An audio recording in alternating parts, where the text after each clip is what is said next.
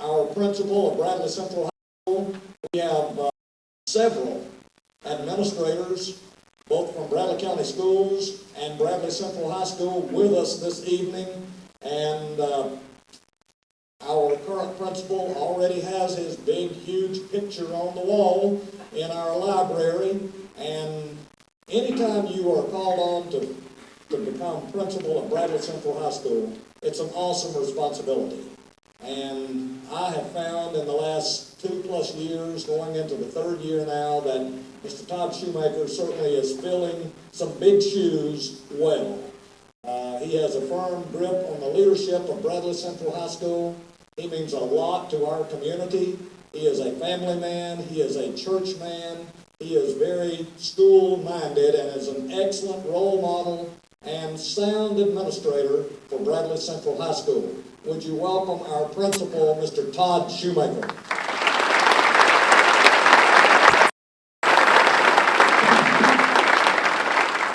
I want to welcome you to this special occasion. On behalf of Bradley Central High School and our faculty and all of our staff, I have the privilege of meeting Chief in 1981 at Bradley Junior High School.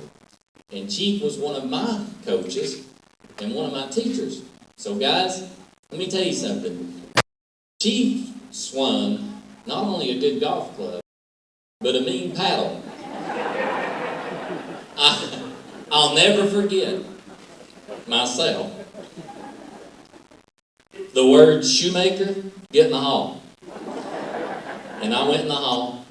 And to this day, I thought that, as I think back, I don't know if it was for chewing gum, acting up, or what I did. I don't remember what I did in class.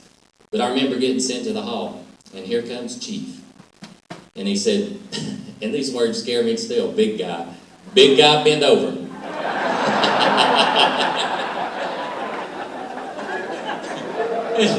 And I bent over.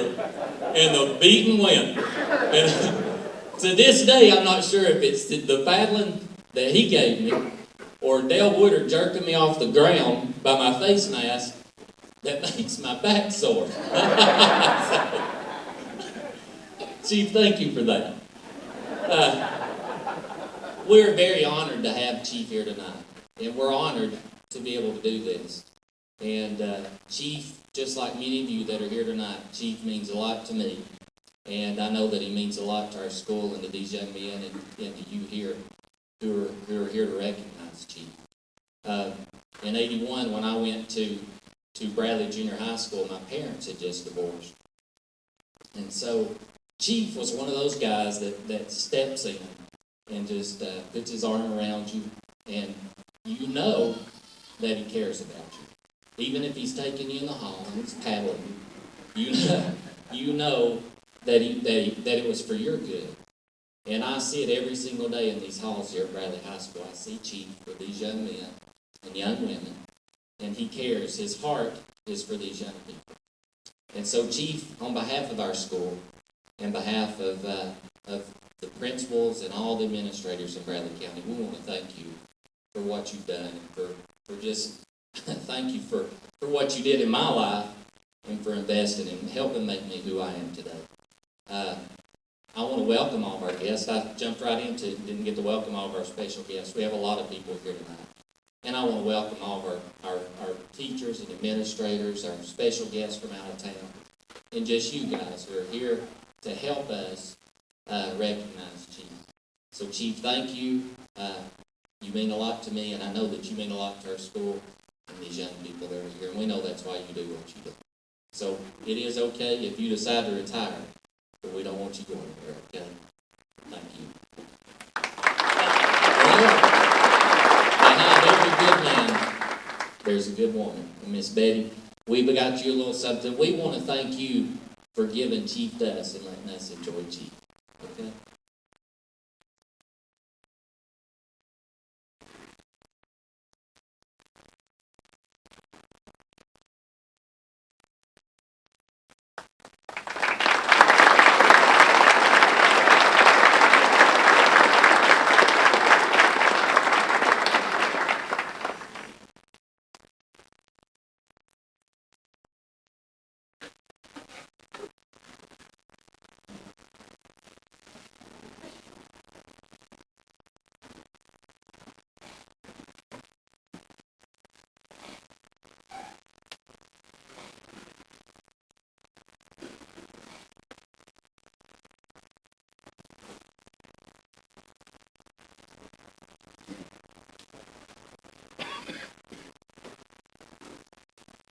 before we get into the list of speakers and spinning of some yarns and tall tales and great stories, we probably should ask the Lord's blessings on all this mischief that's going to go on tonight. So, what better way to start than to have Chief's pastor, Pastor Curtis Wells. He not only is a long time friend, he is the pastor of Fellowship Baptist Church in Sevierville, Tennessee, Pastor Curtis Wells, and he'll take a few moments, make some remarks, and then pray our invocation for us. Pastor Wells.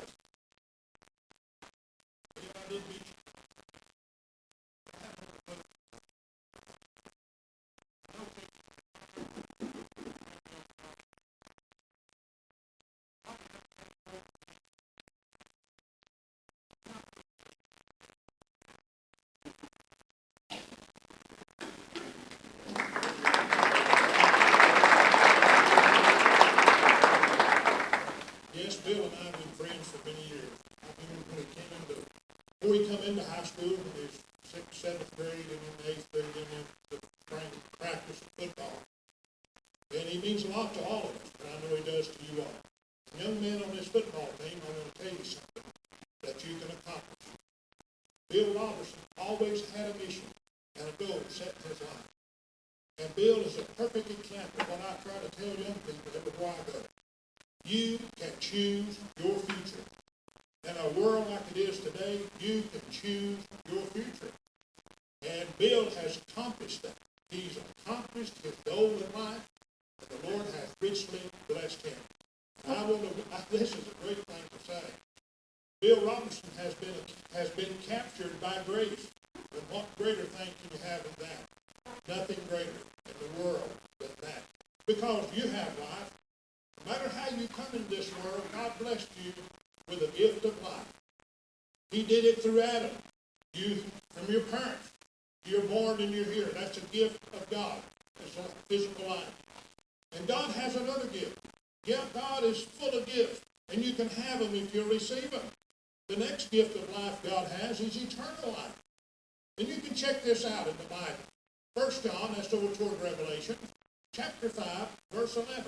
And he said, this is the record that God hath given us, eternal life, and this life is in his Son. Isn't that right? Now, his Son's name is the Lord Jesus Christ. I make no apologies of that if that offends you, because I will not stand here and deceive you. If you read verse 12, in that same chapter, it says, he that hath the Son hath life, and he that hath not the Son of God hath not life. That don't make no difference where it's from, or who it's from. That's just the way God gave it. And I'm so glad to stand here today on behalf of this great celebration of Brother Bill Robertson.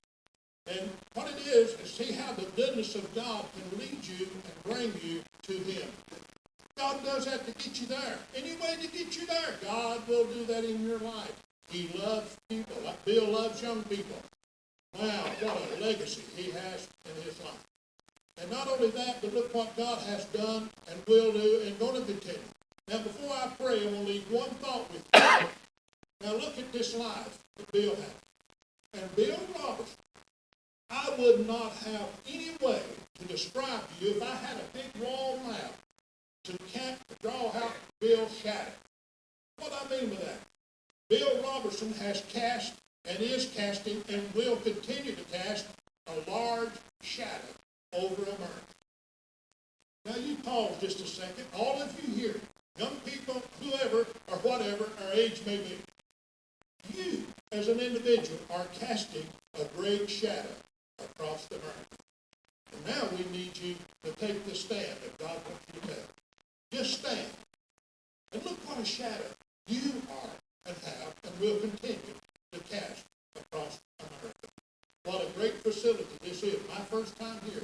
And what a great school this is. I've heard a lot of great things over the years from this location, and we will continue to do so. Let us pray. Our Heavenly Father, we thank you from the depths of our heart for this opportunity to be alive for the Lord Jesus Christ. It's all about you. And it's a wonderful privilege to declare your name. Jesus, you are our Christ. And it's a great privilege to declare thou art God, and beside thee there is none other. I thank you for this privilege today. Bless these people that will be speaking.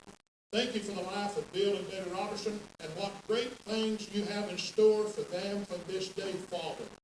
We give you praise, glory, and honor. We thank you, Lord, that you shed your blood that we can have all of our sins forgiven, past, present, and the future. Thank you for dying on that cross. And the greatest I am that you ever said, there were many of them, but the one that sticks out in my mind most, you said, I am the resurrection. And what a great blessing that is. We know that through that, we will be also. Now you bless this evening for your glory and for your honor. We be careful to praise you as such. In Jesus' name, amen.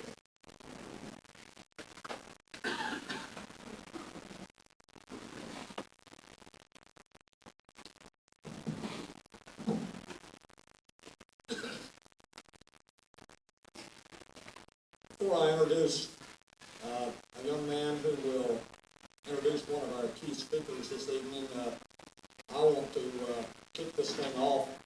I first met Bill Robertson in 1969 when he came on the staff here as a young football coach.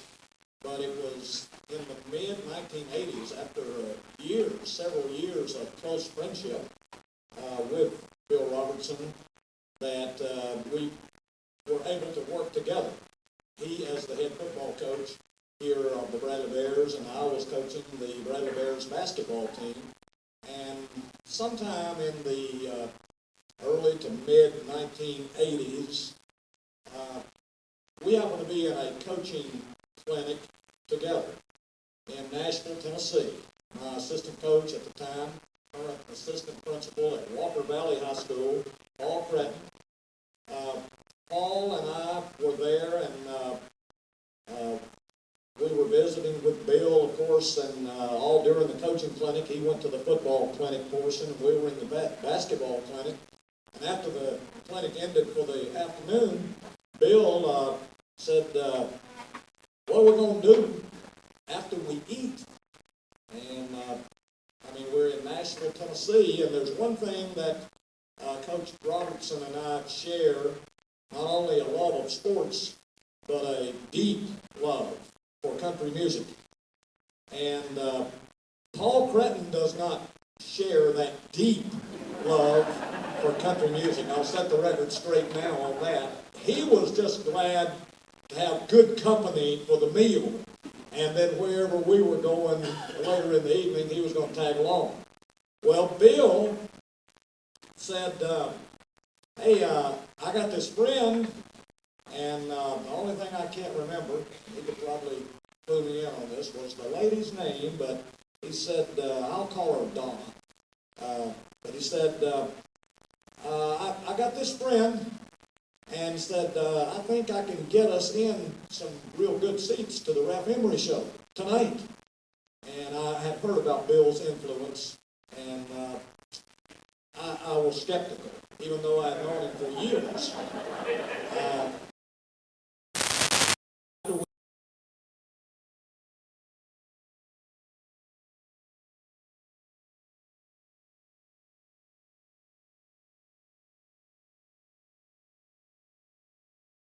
That's checking everybody before they come in. And Bill just rolls up and says, would you check in there for some tickets for me tonight's show? And knowing full well we didn't have tickets. But the guy says, yes, sir. I said, what's the name? He says, Robertson. And the guy went over and he checked all through his files and said, sir, I can't find anything for Robertson. And Bill wasn't going to be outdone. He said, well, check under Chief. And he went back and checked, and he couldn't find anything under Chief. He said, well, Donna told me that she was going to leave 3 tickets for us to get into the show tonight. And I tell you what, she's going to be really, really disappointed if we don't show up. And the guy said, hey, if you're friends of hers, go on through. Well, we were halfway in, but we still had to get into the Opry House itself. So we don't go to the front, to the ticket booth or anything. We go to the back door. Bill said, come on, sat there. And Bill goes up and just knocks on the back door. As soon as that door opened, I knew we had struck gold. Because it wasn't the main lady that was leaving the tickets, it was another young lady. And as soon as the door opened, she says, Chief! And a big bear hug. And he said, I think maybe we can get into the show tonight? And she said, Lord, it's packed down front. But she said, I know what, I'll tell you what we'll do. We'll find 3 chairs if it's all right. We'll put them right down front on the side. Bill said, "Ah, baby." That's a true story, folks. We enjoyed the show and didn't pay a thing. That's the influence that this man has, I'm telling you. Speaking of knowing people, this next young man, I have known him for a long, long time, and several years ago, I was accompanying a group of Bradley High School students, just like I did this past summer, and we were in New York City, and on Ellis Island, and I was in a line waiting for my food, waiting to eat lunch. Ellis Island, New York City, and all of a sudden I hear somebody yelling at me from way back in the back, Earl! Earl! And I thought, good heaven forbid. Here I am in New York City, 20 million people on Ellis Island, and somebody is yelling for me. And I turned around, and there was Terry Sweeney, Jr. And I just left my place in line and went back, and handshakes and hugs, and we both asked the question, what in the world are you doing here? You know, we were surprised to see each other. And it's good to renew old acquaintances. I want Terry Sweeney Jr. to come up tonight and do some special introductions for his dad. Terry?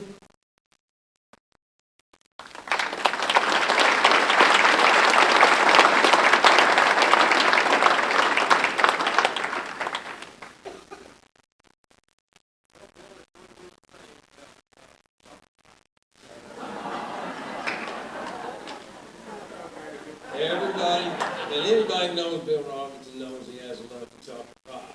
And just went back, actually, back to Sevier County.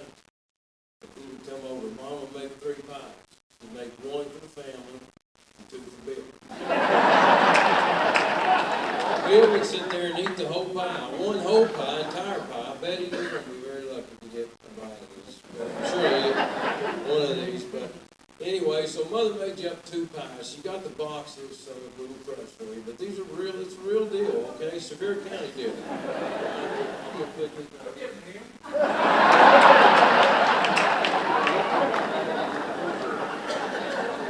Anyway, before I introduce that, I would like to say that Bill was my idol. You know, I mean, he was a movie star and all this at Gold Rush Junction. I got to partake in a lot of that. He hugged and kissed all the mamas and waved at the babies.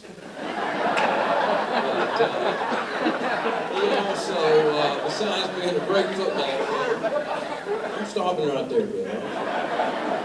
But anyway, besides being a great football player, you know, I was reading the article, and it just kind of came full circle for me that the article in the paper hit it, nailed it, that, you know, Bill, you paid it forward, and you're paying it forward.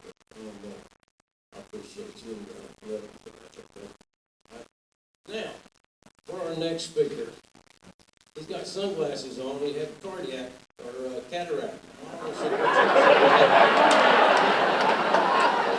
He had cataract surgery. Okay, I knew he'd butcher that. I mean, he can't say cataract. I guarantee you that. He can say it lost on him. But anyway, so he wears the glasses, and that's him over there. But first of all, Greg Guerin had asked if I would bring Dad up, or asked Dad to come up. And I thought, man, it's gonna be tough. And I told you too, Greg, didn't I? I said, I don't know, man. And we started getting people lined up, Joe Parker and a few, bring in the reinforcements. But because Dad really hadn't come up in 20 years.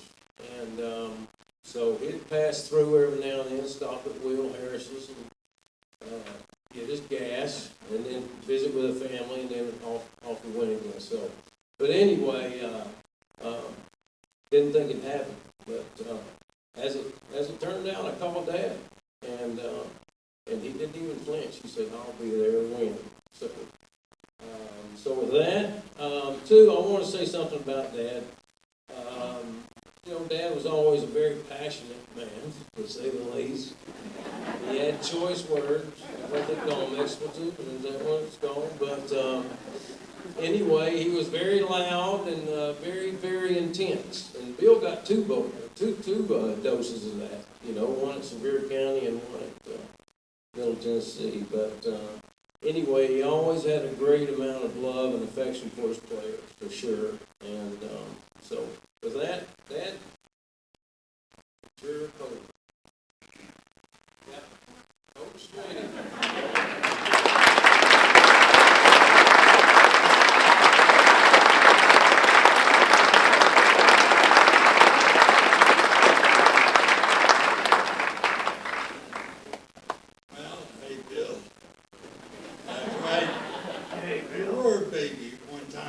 Took you. But really,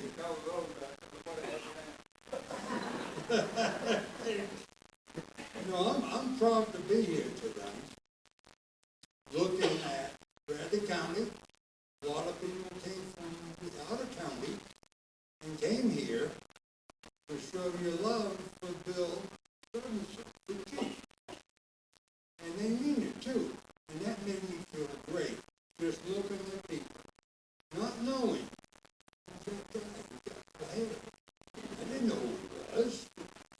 And I said, "Where's Bill? Where's Bill?" Is that Bill? He said, "Boy, he had good-looking hair in the paper." But that's all right, Bill. But no, it's been an honor to be here and to be with people that I know, or not know, but you're here. And as far as I'm concerned with Bill, when they said, hey, can we go up? And I said, by the way, that you'll pay the gas. Come on, baby. But really, it's love. I remember seeing Bill at Frog Alley, and he was looking through the wires, fences, and we were practicing football and everything, and while playing the game, he was right there down there. Is that right or not, Chief? Down right. I said,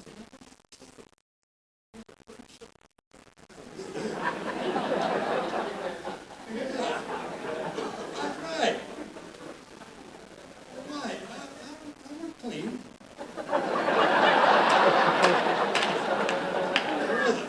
Embarrassing, Chief. I'm here to help you.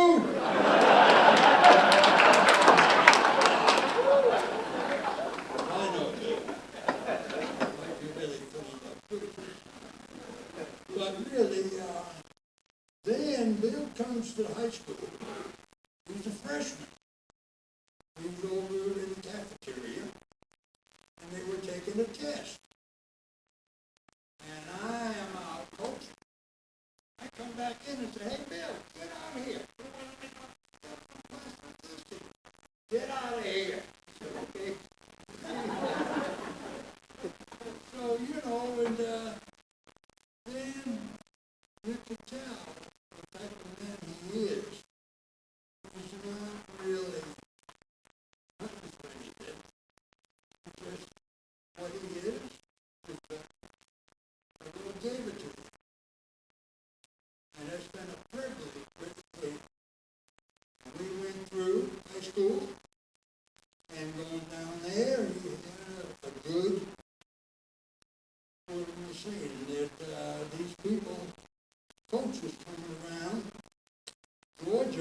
came up, and we built up. We give you a list. So he gets down in Georgia, and he was doing it. They couldn't get over there. High school kid doing this? They wanted it. They were going to send the governor a charger up here. I swear to God. Right? Then he went to Oklahoma. And, I didn't go out with him. And in being in Oklahoma with the football teams they had and the coaches, and he come back and said, Coach, I was up in Thank you, sir. I need help.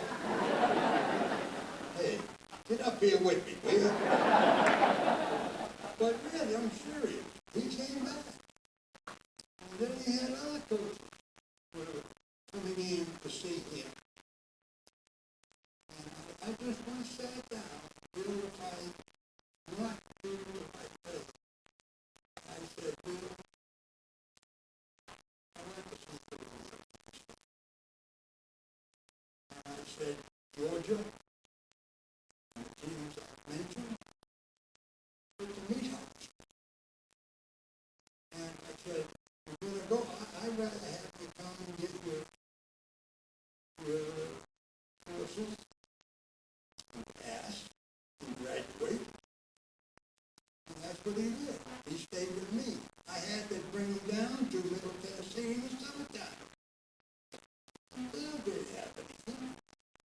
But he was put up in a building, and he gave him a free room to live in the street.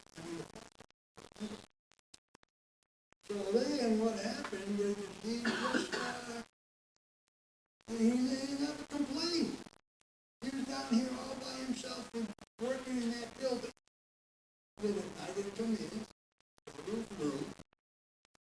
And then at other times, he never was a complainer. He never said, well, Coach, you're just doing this, but you're not doing to me.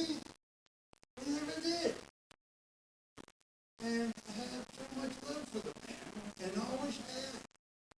So when I came down here to Bradley County as the head coach, I asked Bill if he wanted to be one of the freshman coaches.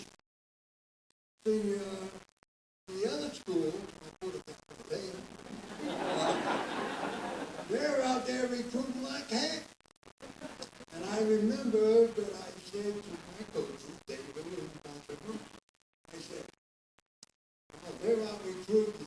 If when Bill comes, he'll wrap me around the field. And that's what I needed. But somebody that is not high or this or that, who just went his way and tried to get that person in and help them with it. So really, I don't know, Bill, he was a great person. And I'm saying,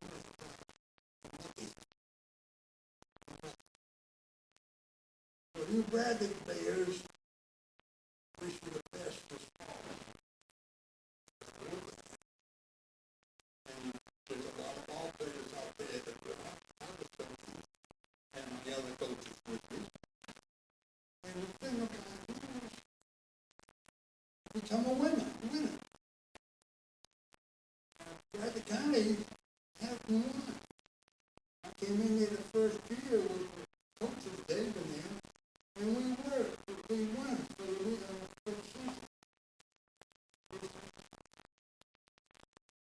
And Bill, he just loved everything. I try to get him on Sunday to look at films first, you know how it is, TV. And Bill couldn't go.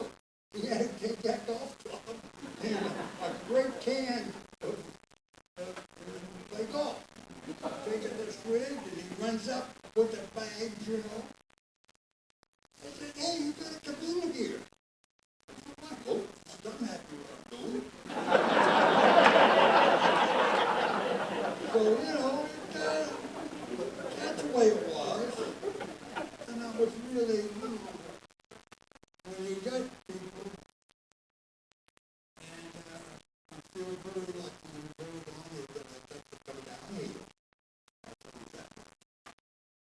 nobody lives up right.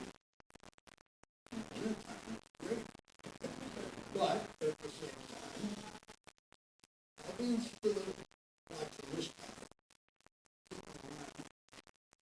You know, you look good. You got the white hair. I saw it in the paper. That's right. I know it will. That's right. You're a great one. And I understand you're going to let it do it my life. I didn't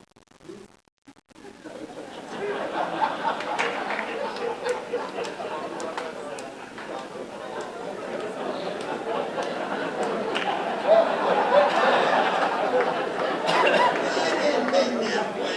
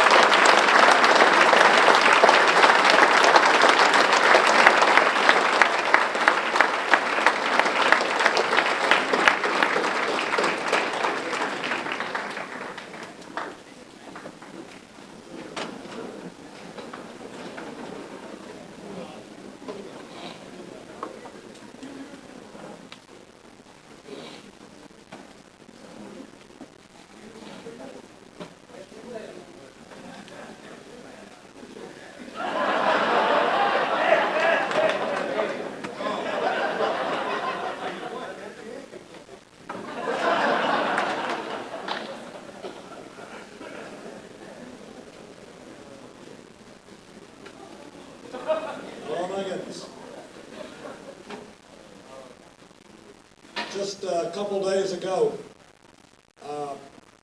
during lunchtime in the faculty eating area, one of our faculty members, and this is not somebody who is 22 or 29 years of age, asked me, Earl, who is this Terry Sweeney? And I took great pride in answering that because I'm regarded around here kind of as the Bradley High School or Bradley County sports historian. So I go back a ways. And when Terry Sweeney came to this school, we were down. It's a very similar situation that Coach Nathan Floyd inherited, and what we have known. Well, we've been down in the past several years, and we weren't a very good football team. And they hired this guy named Terry Sweeney, and we all got to know a football coach. You've heard of some coaches like Bear Bryant, who just have a presence. Well, we've had a lot of good head football coaches at Bradley High School. But we have never had a football coach in my lifetime that had a presence like Terry Sweeney. Coach Sweeney came in and took a downtrodden program and started scheduling like heck. I mean, he scheduled Murfreesboro High School before they split into Oakland and Riverdale. That's the truth. And then you football bears, hold your ears. He cussed. He cussed whenever we didn't beat them. I remember those days, Terry. He scheduled big-time opponents, and he's one of the few football coaches that I honestly believe, even though he scheduled tough opponents, he expected to win every football game. He was a winner. And when I told somebody, he not only was a former Sevier County High School coach, but former Middle Tennessee State football coach, but also played with the Baltimore Colts. And you should have seen some of our faculty. Baltimore Colts? Yeah. And I mentioned some names like Alan the Horse Amici, that was one of his teammates. And they immediately said, gosh, I have to meet this guy. So that's the Terry Sweeney that we know, that we remember, that Bill Robertson admired and certainly was the big influence on directing him from Sevier County High School and making him a Blue Raider at MTSU. Terry, we're very glad to have you back in Bradley County.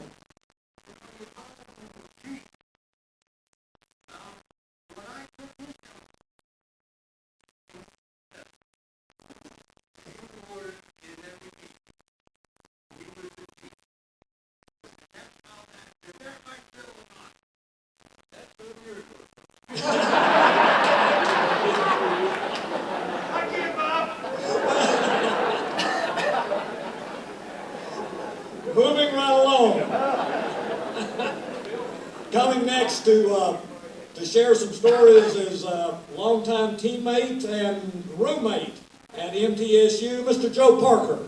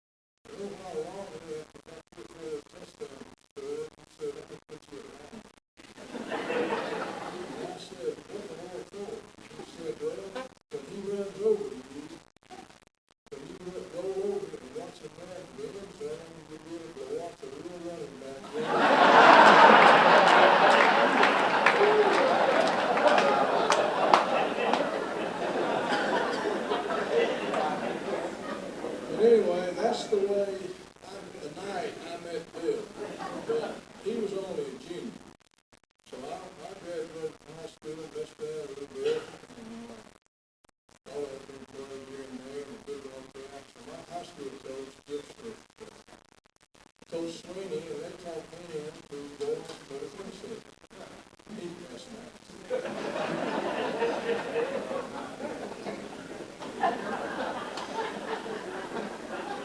But Coach Sweeney told me, he said, I want you to, we're going to let you run with Bill Austin. And the first thing I thought was, but it started a friendship that lasted for many, many years. And in meeting Bill, he was the first Indian that I ever met. He was the first Indian I ever knew, took me out of home.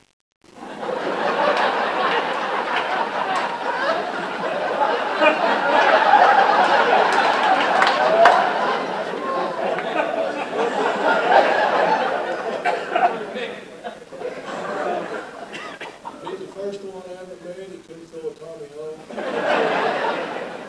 He couldn't shoot a bow and arrow. He couldn't speak the Indian language. And he also talked with a forked tongue.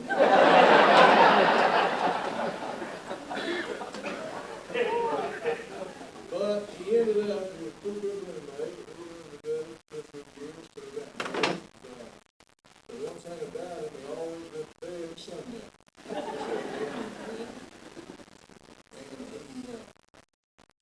At nighttime, when I'd wake up in the mornings, when I would wake up sometimes, I'd have 4 or 5 sets of shoes laying all in my bed.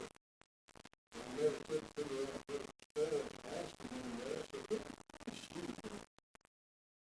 He would lay them on the back of his bed, and I would start snoring. He would throw them against the wall.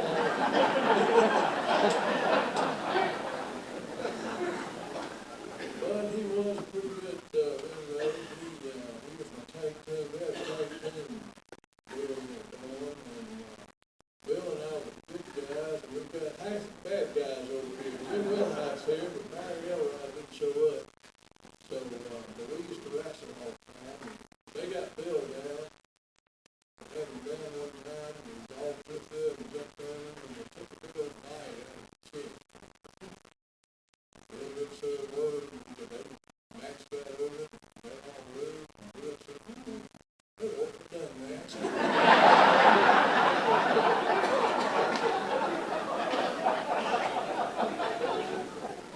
Another quick couple of things, then I'll get there. Bill came in, I had a golf course in Knoxville, and Bill comes in and quite often to sell light bulbs for the golf team. Well, I started to give light bulbs away, but somebody put a ring for it, I'd give them 4 months of light bulbs.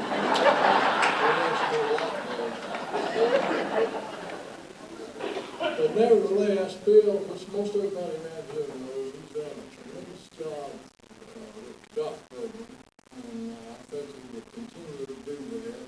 And a lot of your buddies from Middle Tennessee, there's about $1,500 in here. That's for the golf program. And if anybody else here wants to donate to his golf program, you can do it through the principals here at the Bradley family and Bill and his golf program. Good luck.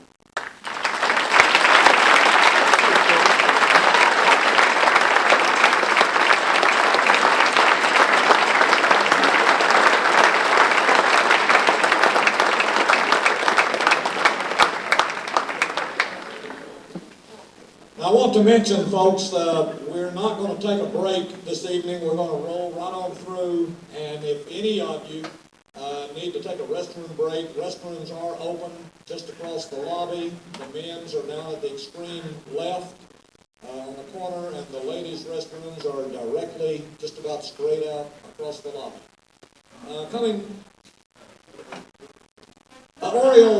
Orioles are $0.25 apiece. Football players, if you want some Orioles, $0.25 apiece here. Coming next is a longtime friend, the individual that I mentioned as we were coming down the red carpet. goes back to Bill and his barefoot days, to the elementary school days, and that is longtime friend from Sevierville, Bob Barker.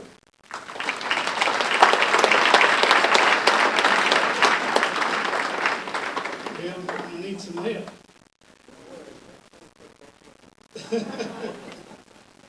All right, I've known Bill Robertson for about 53 years, and I don't know anybody that doesn't like him. I mean, what? Oh. Well, with one.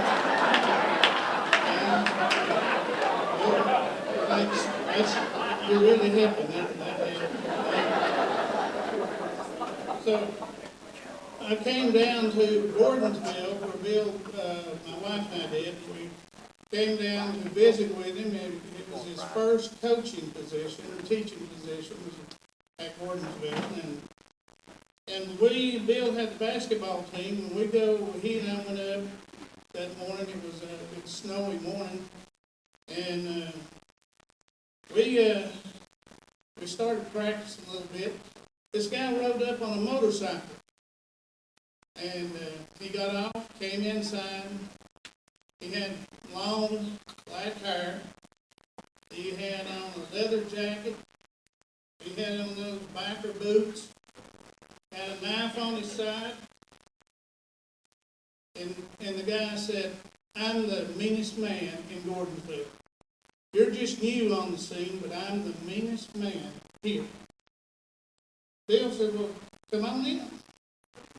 It takes him on in, takes him out to the circle. And the guy goes, "You don't understand, but I'm the meanest man in Gordonsville." And so he curls his fist up toward Bill. And by the time he said that last word, "I'm the meanest," Bill had picked him up and slammed him against the floor. Put his knee on his chest and said, "Do you want any more?"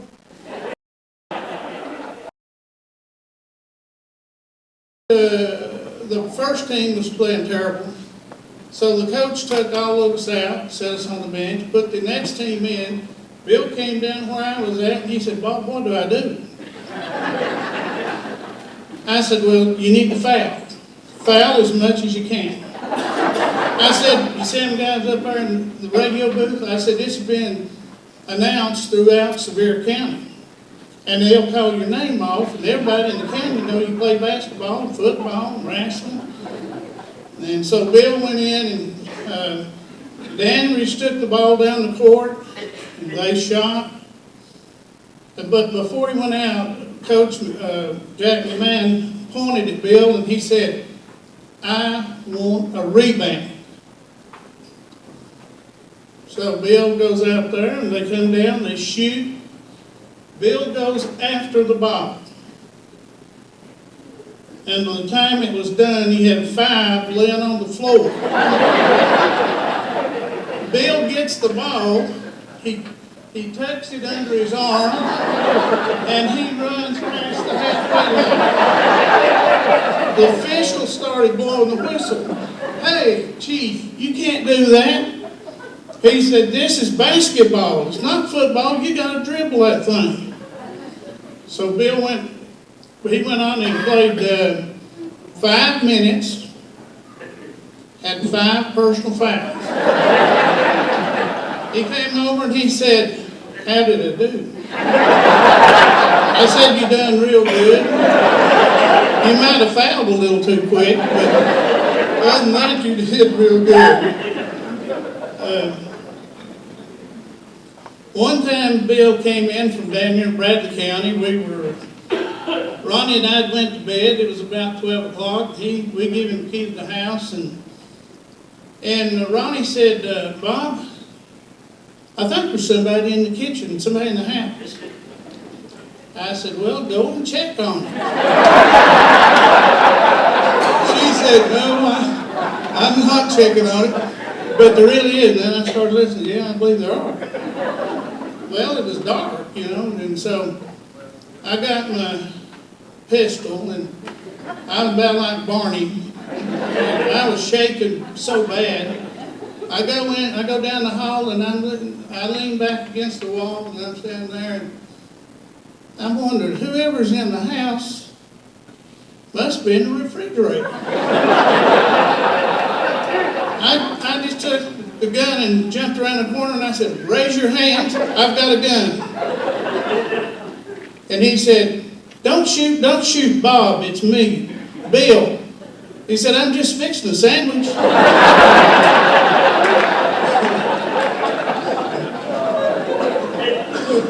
One other time, Bill and I, he spent nights at our house, and we spent nights at his, and he spent a night at my house, and we got up late, missed the school bus. One of the coaches, along with Coach Sweeney here, was Jack Ogle, and he had a reputation of really giving you a paddling. You know, you could wear it around a long time after he gave you one. And so we walked 10 miles, every step to the high school. And Jack Ogle had seen that we were absent, so he was standing there in the secretary's office. He said, boys, come on back. And I told Bill as we went down the road, I said, Bill, now I'm going to let you do the talking. Coach likes you. You're All-American and everything. I said, he likes you. He don't like me too well, but he likes you. Whatever you say, he'll do. So he comes back, we go in his, and he said, come on back in my office. So we got back there, and he said, 2 big football players, huh? You think you can run this school? Well, I'm going to show you who runs it. Now, he had a little ritual he went through. He would take his jacket off and hang it up. And I would, when he hung his jacket up, I'd hit Bill and said, say something. He's froze. He ain't saying nothing. But, you know, it's looking more like a paddling, just, you know. So then he took his tie off and he hung it up, and he took his white shirt off and hung it up. He had that little old muscle shirt, you know, little old t-shirt. I thought it was sort of funny. But it turned out it wasn't too funny later on. So he said, Bill, you want 3 licks, or do you want 3 days and 9 points off your grade? And I'm still waiting on him to get, you know, still frozen. He said, oh, I want 3 licks. Well, the plan wasn't going as according to what I was hoping for. So he looked at me and he said, Bob, you want 3 licks, 3 points, or 3 days away, or 9 points off your grade?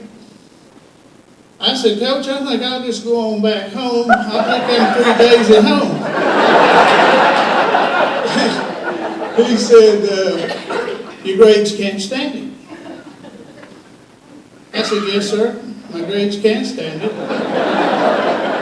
I've never been any more scared in my life. And he went, are you defying me? And I said, no, Coach, just let me do anything to me you want to. He starts laughing. And he laughed so hard, he said, you two get out of here, don't come back. Next time, I'll paddle you without any discussion. So we're walking down the hall, and I told Bill, I said, Bill, if we go into the military together, don't ask to get in my foxhole. You done froze on me once, you ain't gonna freeze on me again.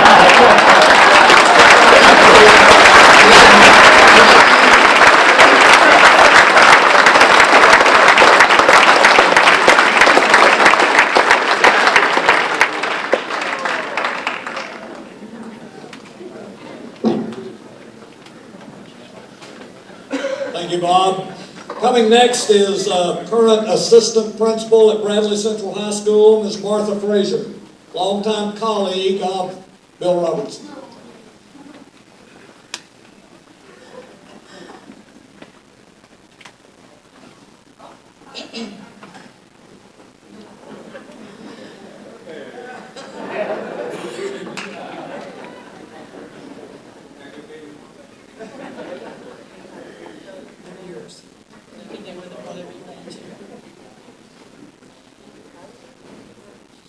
I've known Chief for a long time, but I really got to know him best when he became the principal of our alternative school, and we called it Horizon. And he was the first principal there. So he got to establish the rules for Horizon. And he made them real simple. Dress code was khaki pants, white shirt. He could paddle if he wanted to, and parents had to give permission, of course. But the best one, the one that I liked the best, was the hair.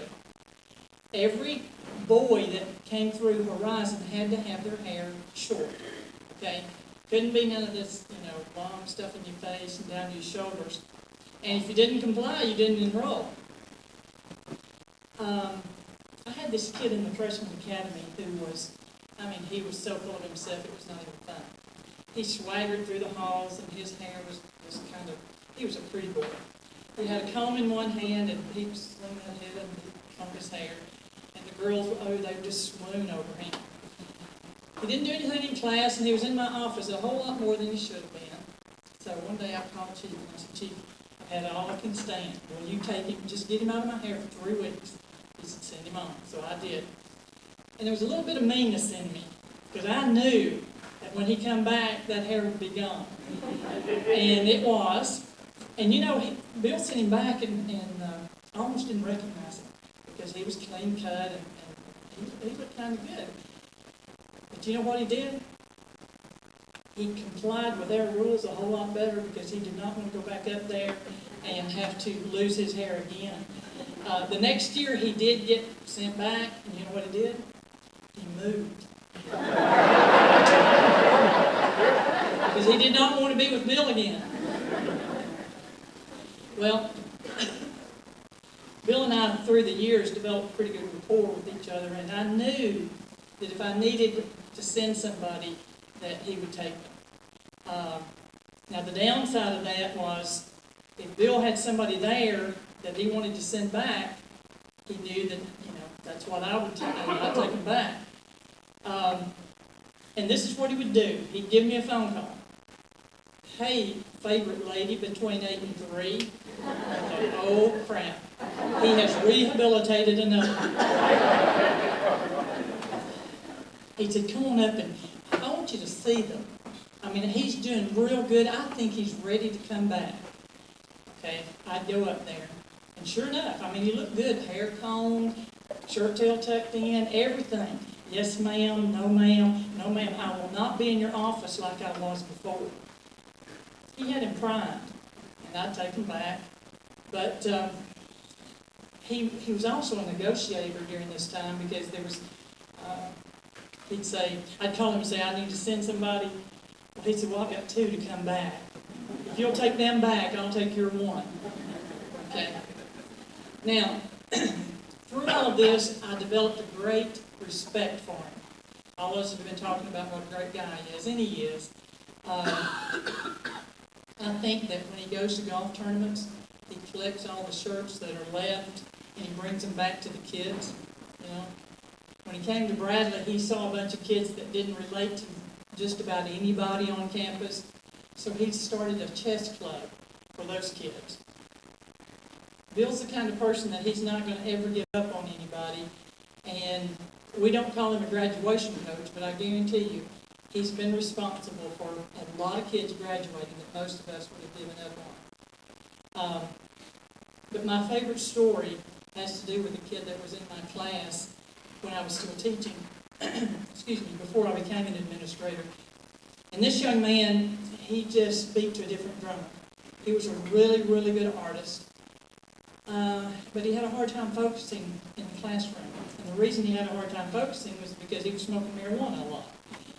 One day he brought some to school, got caught with it, and so we have 0 tolerance, so he's going to Horizon. Well, Bill would call me and say, you need to come see him, or, and I'd go visit. I'd take him some food, and we'd talk, and Bill would talk about how good he was doing. I'd make sure he was, doing his work, and one Monday he called me and he said, you need to come see your boy.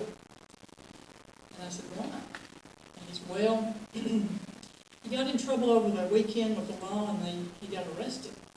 I said, what in the world did he do? He said, well, he was running naked down Keith Street, and when the police arrested him or tried to arrest him, he resisted, and they crammed that face down into the pavement, and he was messed up. He said, you need to come see him. Now, he told me not to tell you this, but I really think you need to come see him. So I got in my car and I went up there, and sure enough, his face looked like a mess. I mean, it was just really bad. But you know what happened? This man gave that kid a chance.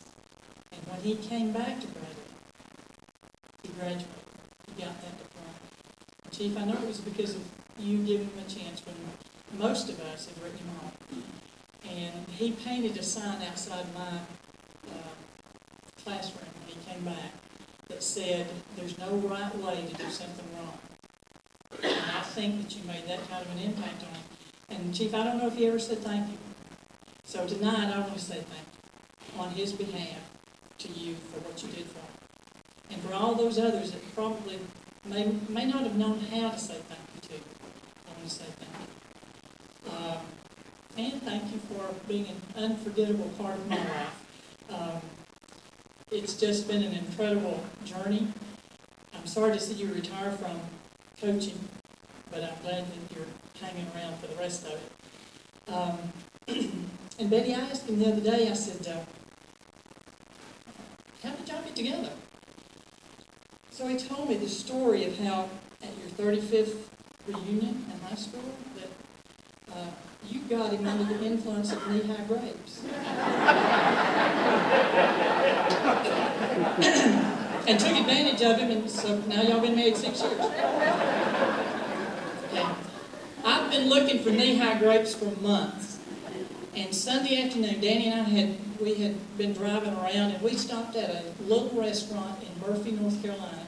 And they had this little gift shop, and I was in there just looking around because I wanted another bear for my office. And I spotted 4 knee-high grapes on the shelf, and I thought, oh my gosh. Because everybody had said, they're not making them anymore, you can't find them. So I asked the cashier, I said, are those for sale? And she said, yeah. And I said, well, I thought they didn't make them anymore. But duh, there they are. But I bought 6, and I brought them back to him. Let me tell you something. Danny and I got in our car last night, Chief, and we drove back up there and bought the rest of them. So right there, you have them. And Betty, you can have your way with it.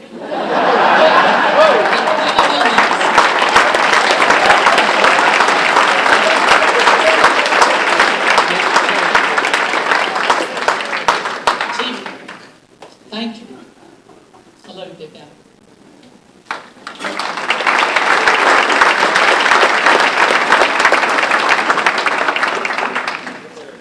The very first year that I met Bill Robertson,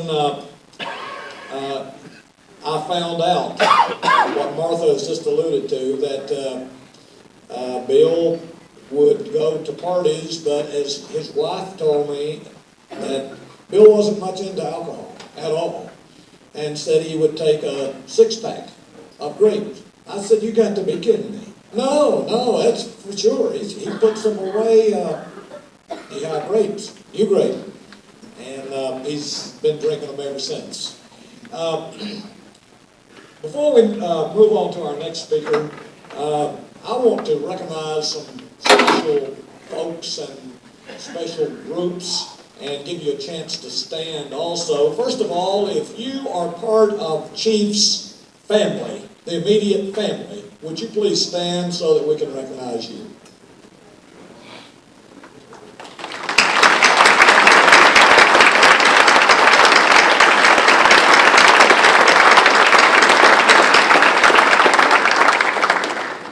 If you are a part of Chief's Sevier County High School teammate, football teammates, would you please stand? From Sevier County High School.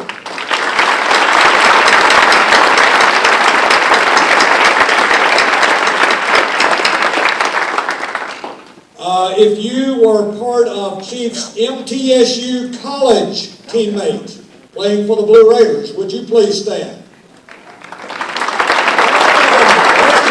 in.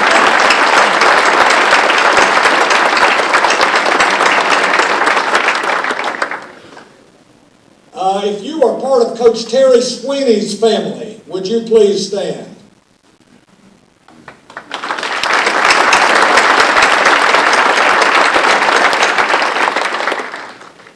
I want all of the coaches who have worked with Chief in any sport. That includes wrestling, golf, and football. Is that all you coach, Chief? You coached some, did you ever coach basketball here? That was in Gordonville. Ninth grade basketball. If you helped Coach Bill Robertson coach in any capacity, would you please stand?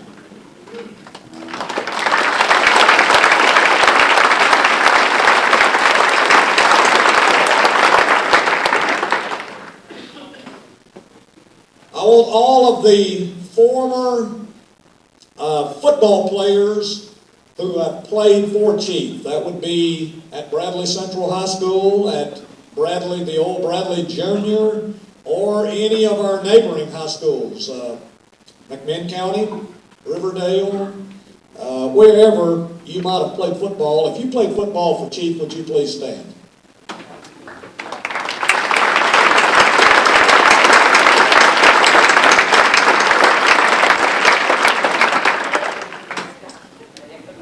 Any former wrestlers here tonight who wrestled for Coach Robertson, would you please stand? There we go.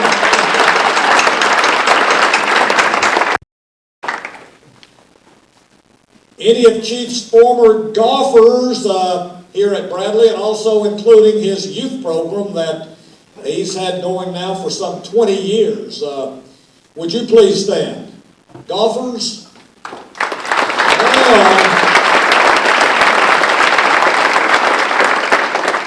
Did a pretty good job, Chief, for that Lake Straw girl back there.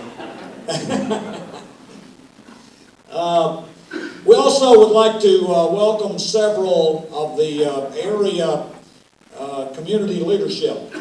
First of all, we've met our principal. I want to introduce our Director of Schools, Mr. Johnny McDaniel. Mr. McDaniel was only here at Bradley Central High School 1 year and did such an outstanding job as principal here that he moved quickly into the administrative office at the central office. I saw Mr. McDaniel over here. Oh, he had to go? Okay. But he took a bathroom break. But Mr. McDaniel was here, and we're very fortunate to have Johnny McDaniel as our Director of Schools, and he was in earlier. Bradley County School Board members, do we have members of the Board of Education here this evening? They're out meeting, Bill. Central office staff, I know I saw Mr. Glasscock, Coach Moe, central office staff. All right.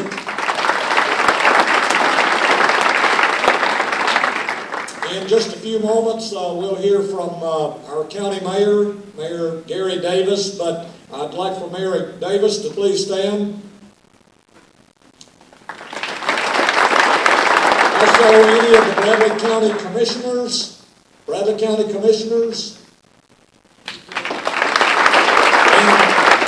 fellow football coach, chairman of the Bradley County Commission and former head football coach here at Bradley High School, assistant principal. We know him as Coach Louis Alford, also an outstanding athlete here at Bradley Central High School. He's a Bear. Cleveland City Council members, fellow council members with Coach Robertson. We're all over here. Hey, Mr. Westfield. We get one more and we've got a quorum. We can just have a meeting here. And our Cleveland City Manager, Ms. Janice Castile. And her husband, Mr. Danny Castile. Home folks here on our Bradley faculty. And with that, also with all of the fellow Bradley High School faculty, staff, members of the administration, with all of the home folks. Bradley Central High School, would you please stand?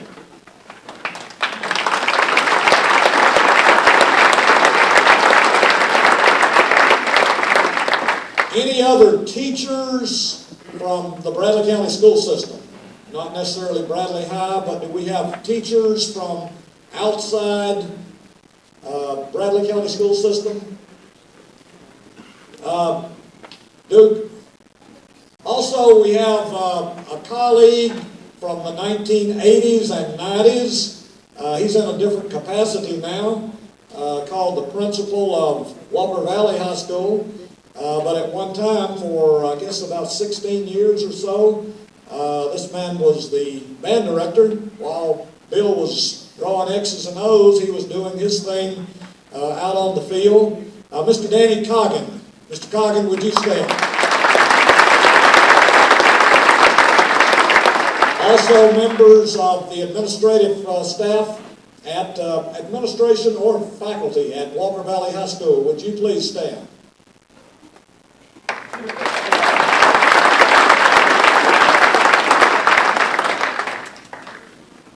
And I've got a couple more. This man has been in the business throughout not only Bill Robertson's 8 years of coaching here at Bradley High School, but Terry Sweeney's career from 69 through 72, and about a dozen other head football coaches, Coach Kaywood and the whole crew. And that is a 50-year broadcaster, WBAC Sports originally, and Lord knows it's all sorts of call numbers now, but 93.9, you can still get the Bears, and Coach Floyd's edition, Corky Whitlock and his wife Annette.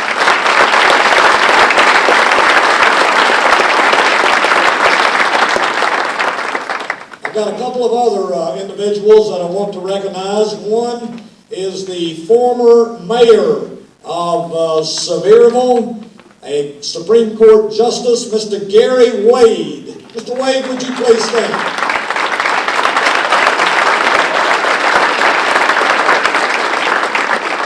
And a retired former CEO of Farm Bureau of Tennessee, Mr. Hewlett Cheney. Mr. Cheney, would you please stand?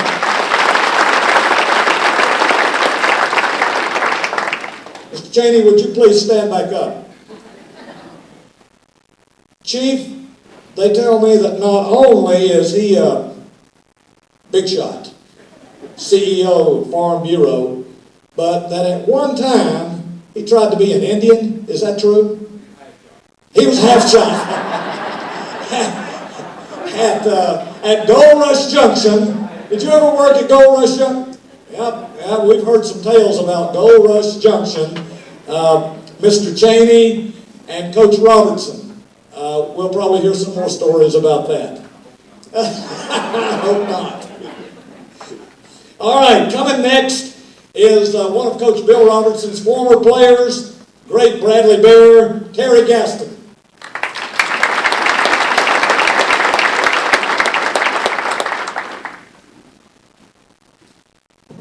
I didn't bring you no gift, big guy. You still owe me for lunch last time. Coach Sweeney, I want to tell you, sir, what an honor it is to see you here again. I can't tell you how much impact you've had on my life and all the players you coached here. You're here for 4 years. Your footprints are all over this campus. You're in our hearts. We talk about you all the time, and we love you and just appreciate what you did for us. Yeah. I want to go back to 1969 real quick. Think about how long ago that was. Greg Guerin, Joe Cannon, Dennis Carroll would run around out in Oak Grove community, stomping down their nose, carrying a baseball bat and football, trying to get somebody to play ball with them. We could shake Joe off pretty easy. All you had to do was take him over and buy him a hamburger at the Shake Shack. He was happy. Dennis and Greg were pretty hard. They were play. Back in 1969, Jerry Frazier actually weighed less than 250 pounds. Coach Earl Rowan was known as Bird Rowan. Hadn't been called that in a while, had he, Coach? He was cutting his teeth at East Cleveland Elementary School, trying to learn how to coach basketball. Corky Whitlock, Corky is doing what he's doing now. Probably what he'll be doing in 2069. That was a year I was an incoming freshman. We kept hearing rumors. Coach Winnie had come here, and that summer we kept hearing rumors that going to be a new freshman football coach. We knew Coach Jerry Frazier was going to be our line coach. We kept hearing about this big Indian chief called Bill Robertson coming to coach the freshman football team. And that summer, it seemed like the rumors kept getting bigger and bigger and bigger. Well, we heard, Coach, that you could stand in Pigeon Forge and run all the way to the top of Mount LeConte in 45 minutes.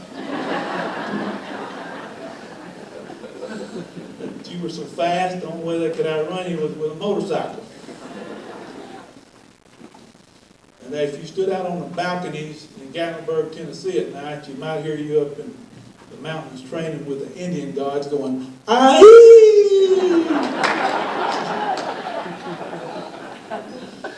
And we heard you were one of the 3 biggest things ever come out of Sevier County. Of course, Dolly being the other 2.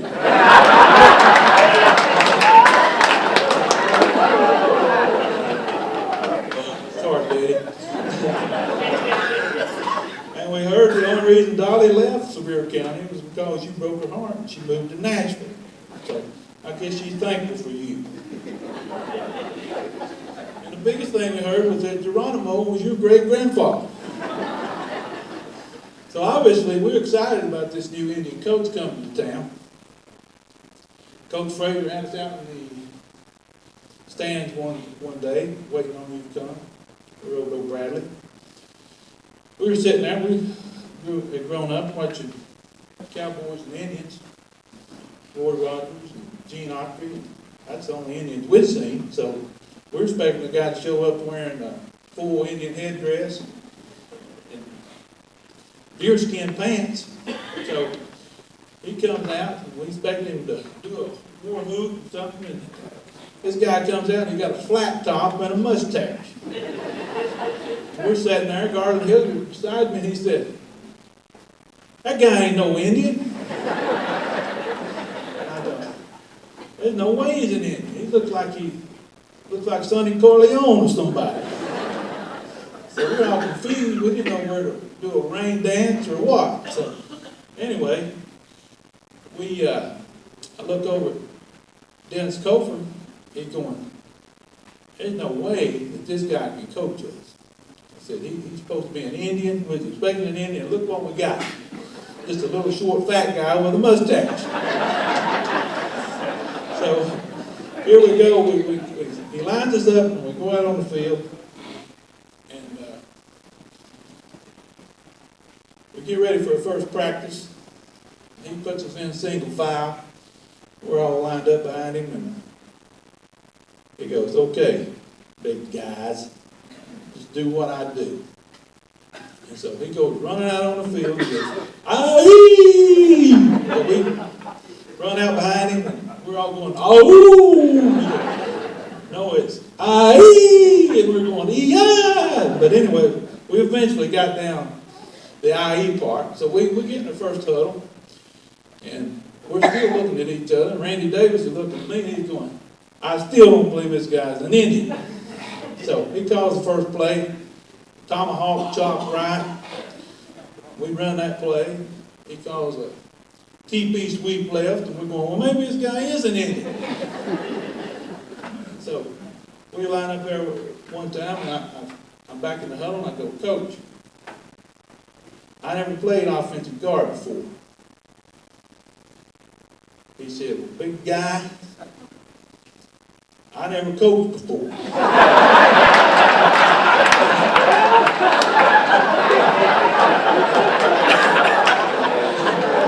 And when we were trying to build this program, get it up in the air. So we run a few more plays, and coach starts giving him this. Can't find his whistle. And finally gets the other. Coach Frazier go there and go, no, coach, you got to get your finger off of it to blow the whistle. So we finally taught him how to blow the whistle.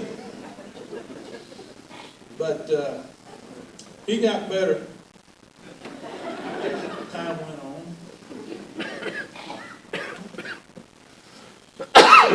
He went on to be a great coach here at Bradley. He broke several records, both teaching records and coaching records.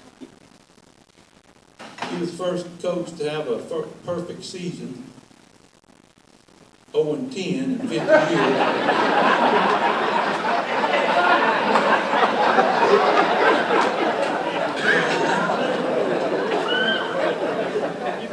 He was the first teacher fired, rehired, fired, and rehired 18 times in the county school system. Matter of fact, he teaches a class now called How to Be Fired and Rehired by the same organization. He leads all teachers in broken down abandoned vehicles on the county parking lot in the school. He got 18. I hear Coach Karen got 3. And he invented more words than any teacher in the history of Bradley County school system. People don't know that about him, but he sits around and invents words like tubulating. So, Chief, what tubulating means? I don't know, big guy.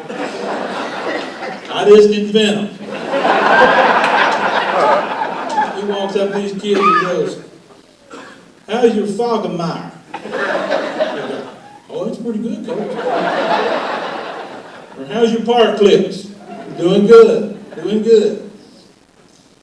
Well, you hear him say all the time, atta baby. A long time ago, we got out the Indian dictionary, and we figured out what atta means. We had a hard time finding the Indian dictionary, I'll tell you that. But atta means something beautiful, lovely, desirable.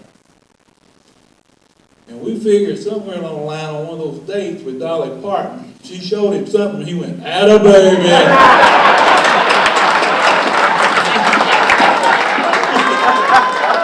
Atta baby.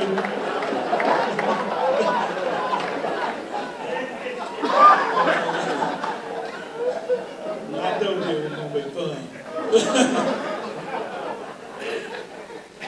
About 30 years ago, Coach told me, he said he's out in the practice field. You can't do a roast without a magic lamp. But he stumbled upon a magic lamp.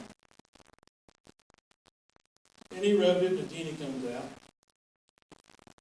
He looked at that genie and said, can you grant me 3 wishes? And the genie said, yeah, but I'm getting about the end of my time. I said, I'll try.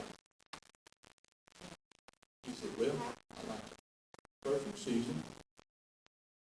I want to be the governor of the state of Tennessee, and I want a perfect wife. About 2 weeks ago, we was talking, I said, Coach, did you get your wishes? He said, well, you know, that genie was old. That genie was old. He said, but I did get the perfect season, 0-10. And I did make the county commission. He said, the best thing is, he did give me a perfect wife. Atta baby, baby.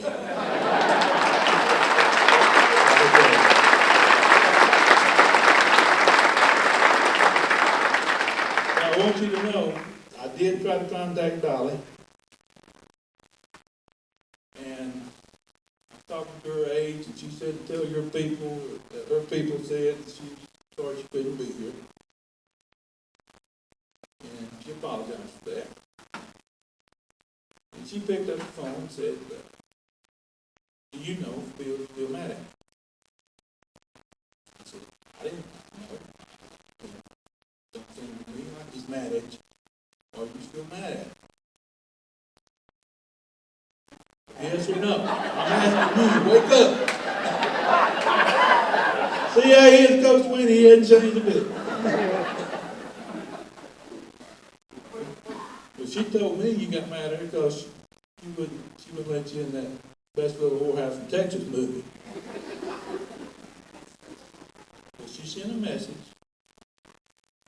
She said, the song she wrote was for you, and to tell you that I will always love you. Atta baby.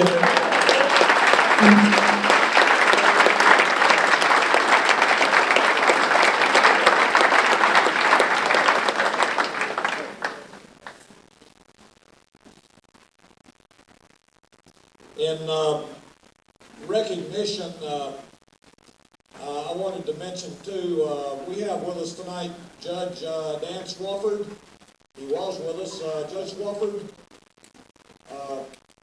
Yes, we're glad to have Judge Swafford with us. Let's give him a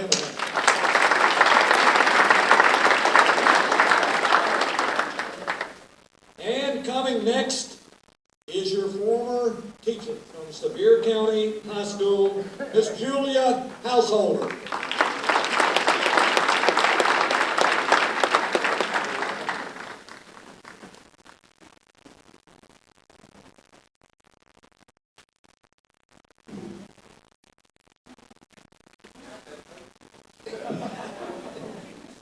That'd be a first time.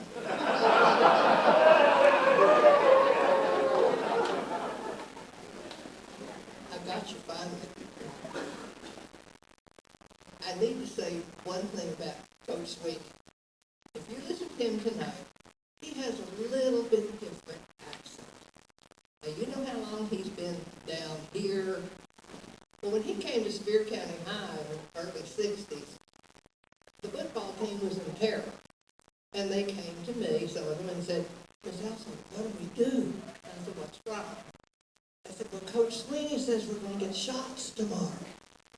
And I said, shots? Yeah. See, he said, we're going to be in shots. I said, that's shorts.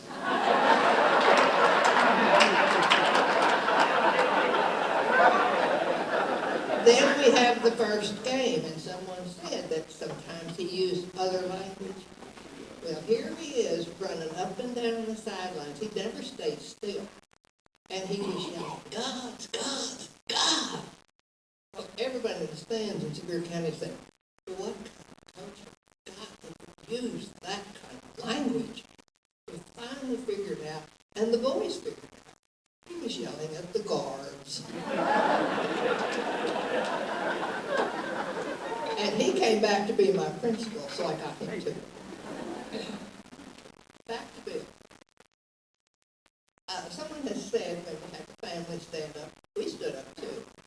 And someone has said, well, how in the world did that happen? I thought he was your student. And he was. And the best answer I can give is one that I overheard one of our daughters answer somebody here in Bradley County that she had met at a teacher's meeting and said, what do you mean he's your brother? And I heard her say, well, he started out in Mama's history class and she came home and talking about her Bill. And then it kind of became our Bill. And he's our brother. And as our girls were growing up, here was Bill, and he'd come by, and yes, we had the knee-high grape in the refrigerator, and yes, I tried to find some. So I know all about knee-high grape. If Bill let us know ahead of time he was hungry and coming in for supper, that was fine. But if he just showed up, James had to whiz out the back door and go buy another chicken, because I had to fry 2 chickens. One for Bill and one for the 4 of us. And you didn't vary the menu. You had chicken, mashed potatoes and gravy, corn, and and yes, blonde, chocolate pie. However, James likes French silk chocolate pie. Bill said, I don't like that stuff. If you can't make good pie, just don't try. So I made chocolate pie according to the preacher's wife's recipe that he frequently said, aren't you going to do better than that? You also criticized my housekeeping.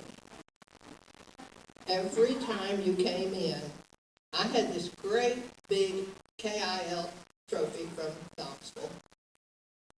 It came in dusty and said, there's dust on it. I said, no, there's not, because I dusted it this morning. I know you're coming. Smarty. He also loved chocolate cake with chocolate ice. And one year at middle, I brought him a chocolate cake with chocolate icing with a stamp on a toothpick to remind him it was time he wrote home. He never saw it. We think he ate it.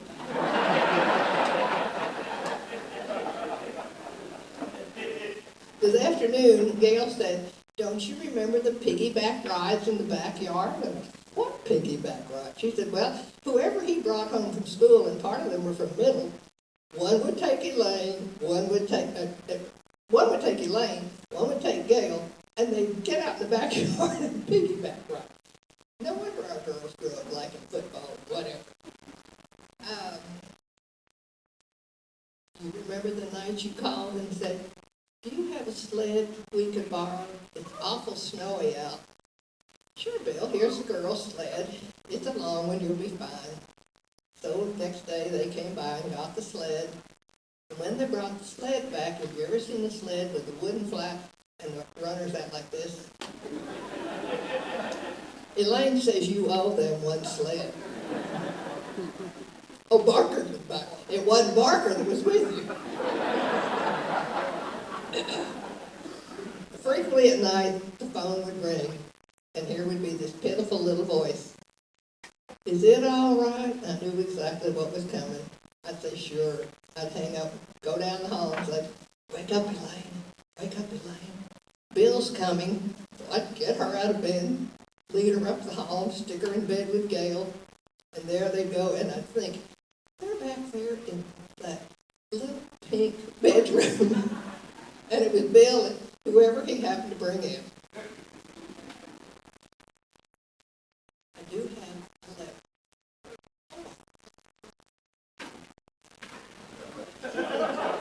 Got blood, too.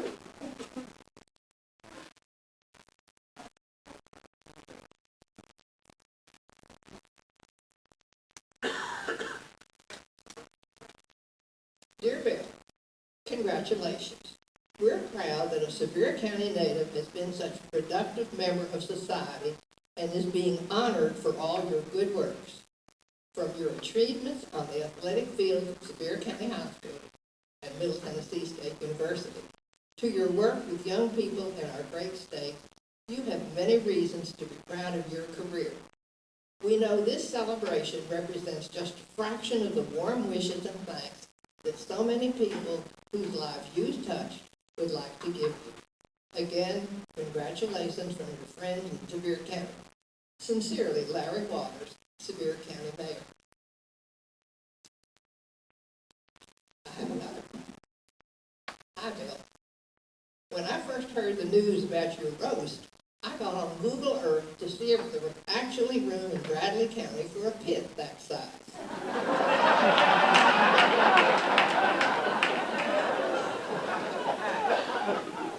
No kidding. What an honor to be recognized by your friends, co-workers, and the citizens of Cleveland and Bradley County. It does not surprise me at all. Bill, you've made a positive impact on people all your life. Although you've not lived here in years, I can say that nobody has had more impact on Sevier County High School athletics than you. Just mention the name Chief, and anybody that knows anything about SCHS starts telling stories. Having that kind of a legacy means that you're more than just a great player. You've always been a great person, and somebody that cares about your community and its citizens. I'm a better person for having known you, and I'm very proud to call you friend. Brian, actually, Mayor of Sevier. there's Bill the student. He was so studious. Always had his nose in the book, never was late to class, did every assignment and more. And at that time, my students, every day, once a week, had to give a current event. One day, stood up, went to the board, and pretended there was a map on the board. And I'm trying very hard to be good. And he starts in. There's clouds over North Carolina, and the rain is coming up from the south, and it might snow in Alabama, but blah, blah, blah. And I was just getting angrier and angrier. And the kids were trying not to laugh out loud. And he went on and on and on. And I said, that's nice, Bill, thank you. And about that time, a voice in the class started in. If you will notice, he has on a beautiful black shirt and a coordinating black and tan tie, and notice his jewelry and comes, and I thought, I am going to kill these two kids. The point was that at that time, the weather girls were giving the weather report. And that's what they did. They would describe what she was learning. And Bill was up there posing. He hasn't changed a bit. Now, Bill, I have a gun. Anything like what you've seen? Would you like me to give you the oath? Because I have a load of gold on this train, and I want to take care of it, and I need a deputy. And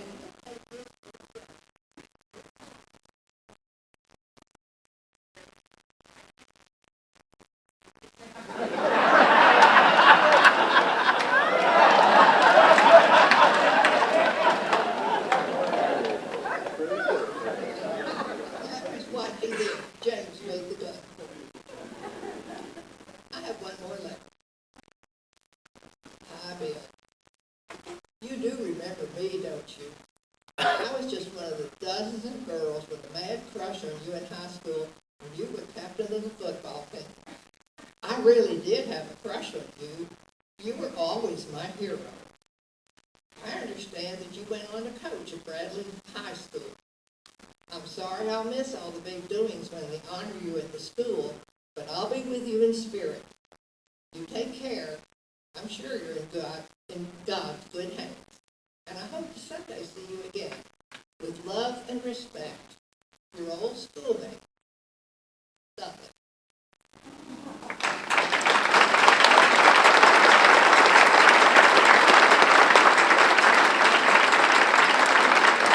And the letter said, I will always love you.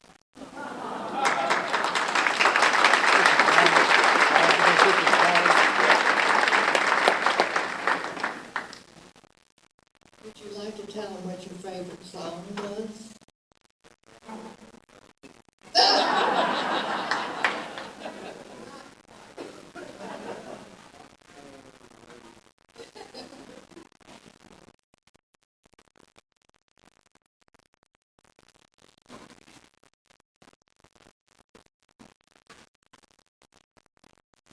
Coming now is the man who has provided and is continuing to provide excellent leadership for Bradley County's government, a great supporter of our schools and athletic programs here in Bradley County, and just recently has been overwhelmingly elected to a fourth term, our Bradley County Mayor, Mr. D. Gary Davis.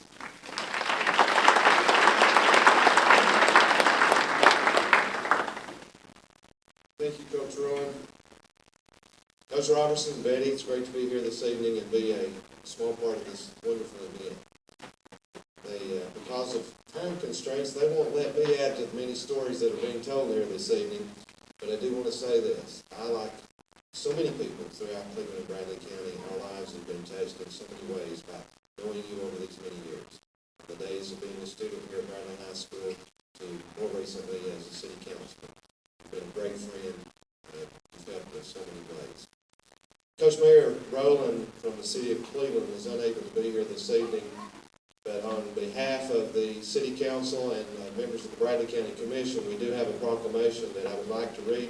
It's fairly lengthy. We're trying to get as many of the things that have been said here this evening in the proclamation for you to keep. It starts out, whereas Chief Robertson was born some 68 years ago in the mountains outside of Sevierville, one of 6 children. He was educated in Sevier County schools, being the first in his family to graduate from elementary school.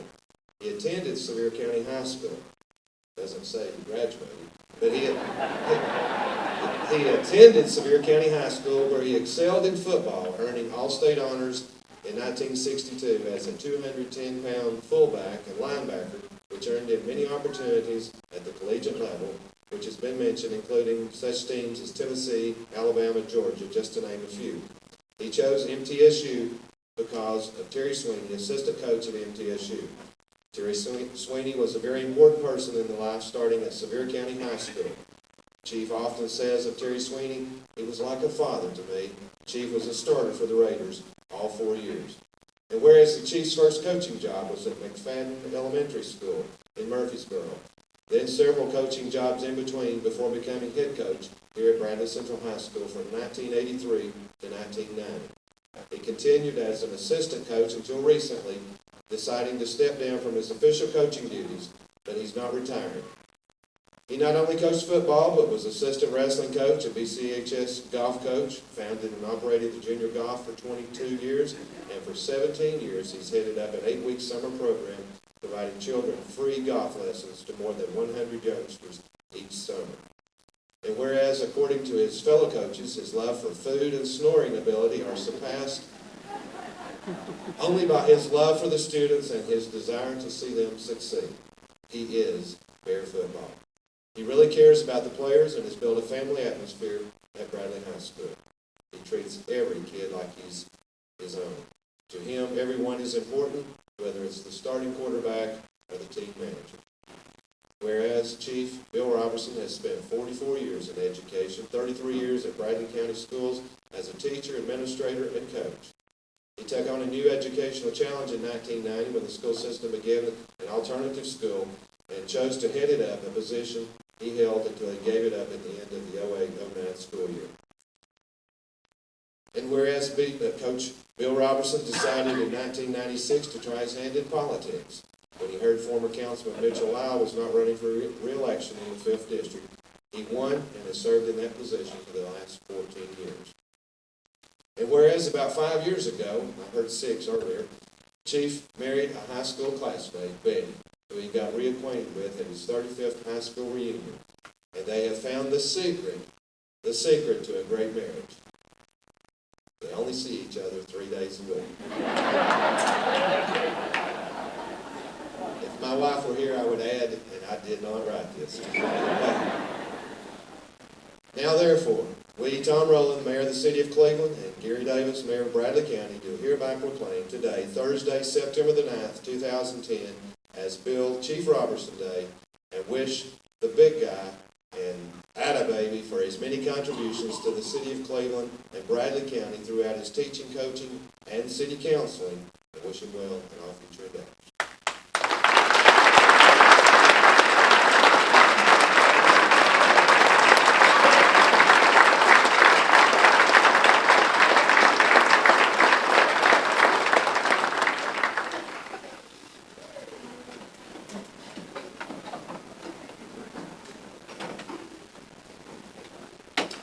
And now we have a special group, Mr. Greg Guerin, Mr. Kevin Raper, Mr. Steve Montgomery, for a special presentation.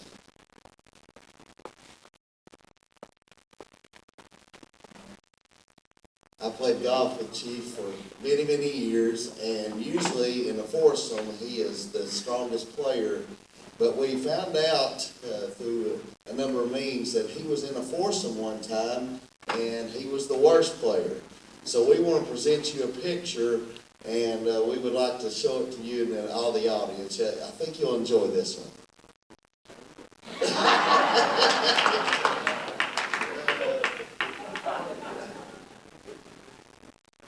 We have a picture with Jack Nicklaus, Arnold Palmer, and Tiger Woods.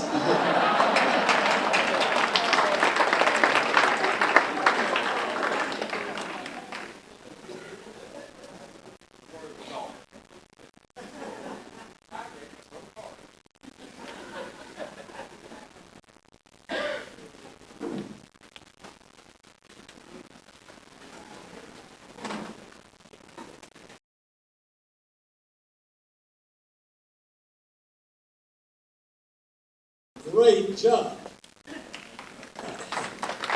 That was great, folks. And moving right along, coming for more stories and remarks, longtime coaching colleague and former athletic director here at Bradley Central High School, Coach Dale Woodard.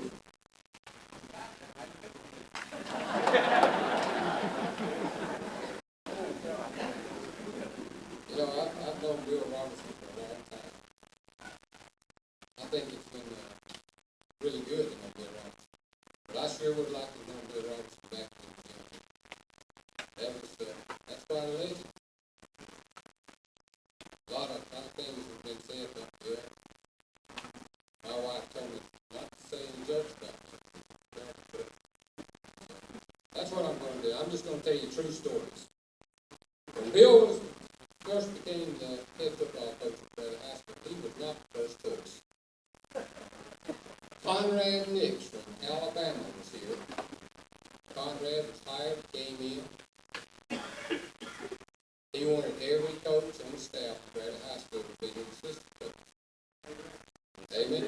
Including Earl Rowland, Ryan Topher, and anybody else that was here at the time. Jim Smitty, basketball coach, the legend of basketball across the state of Tennessee and the nation. He wanted Jim Smitty. Things weren't working too well for Conrad Nix. He couldn't get anybody to coach. He couldn't get many people to play. He didn't have a whole lot of support. So after 2 weeks in Bradley County, Conrad Nix decided he's going to move. Guess who the person was that went over to help him pack his truck? Bill Robertson.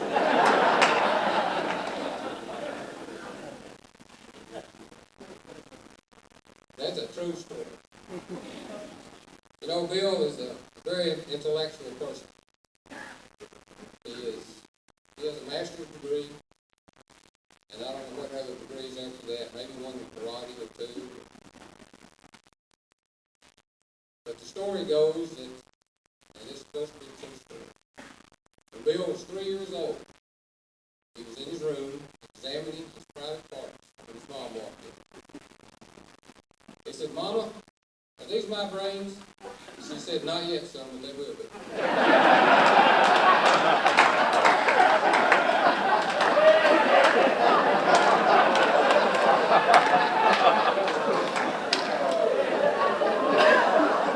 You know, Bill is one of the wittiest people I think I've ever met. I went with him not long ago down to a retirement resort down in Georgia. They play a lot of golf.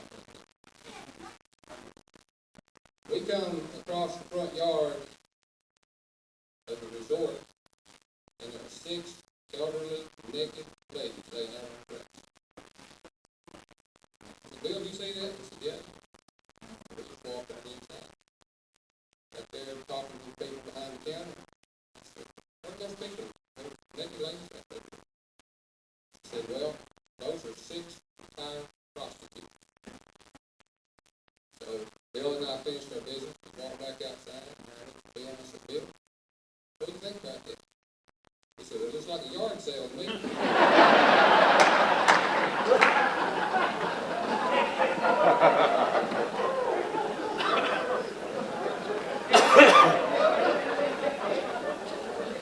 You know, Bill is a tremendous golfer. Always wants to play golf. Several years ago, we were getting ready to play Cleveland High School football. Hadn't beat them in a long time.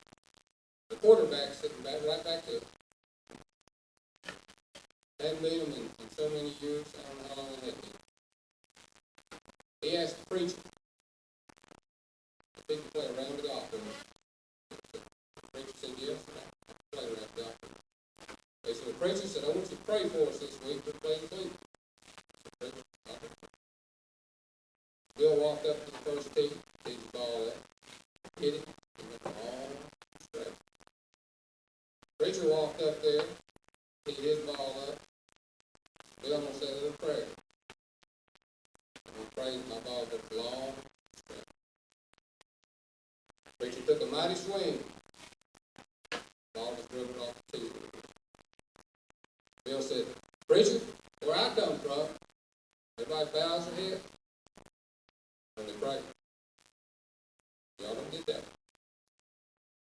he hit the ball and he just drills off a little bit. You prayed about that before. You need to keep that in mind. You gotta pray hard. You gotta keep your head down when you swing the ball. It takes you a while, but you get it. You know, Bill, I got in politics up here in Bradley County not long ago. I told him, I said, Bill, I can stay. He said, nah. He said, I can make a difference, Brad. I said, all right. So he was getting ready for his first meeting as a city council. He walked in a local restaurant. He came in, he had a shotgun in one hand and a male buffalo in the other. Walked up there and said, give me a knee-high drink. So he got him one, he dragged it down, turned around, shot the buffalo, turned around and left. Next day, coming back, walks in the same restaurant, got a shotgun in his hand, male buffalo in the other hand. The waiter says, the bill said, you gotta wait a minute now. I said, this happened yesterday. He said, we don't want it to happen again. He said, what's going on with you? Bill said, well, I'm just getting ready for the first meeting at the city council. He said, go in and have a drink, shoot the bull. You don't believe in mess with somebody else.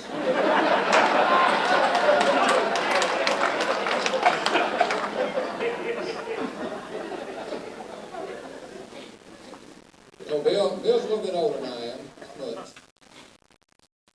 When I went to Tennessee Tech, I was a freshman there, and I saw Bill play football. He's a great football player. Somebody said he didn't know how to ride a horse. I don't know if that's true or not. The many touchdowns he scored against us that day, it looked like the horse was running up and down the middle. I played ball at Tennessee Tech, and when I went to Northeast Louisiana, Bill was down there again. He was the one riding the horse with a war bonnet on and a spear throwing it in the 50-yard line every time they scored. They scored a lot. Bill got killed that horse. I'm beginning to age a little bit, so does Bill. I'm 61 years old now, and I'm beginning to have aches and pains, places I didn't used to have. I asked Bill how he felt about aging. He said, well, I feel like a newborn baby. I said, why is that? He said, well, I don't have no teeth, no hair, I feel like a wet my penis.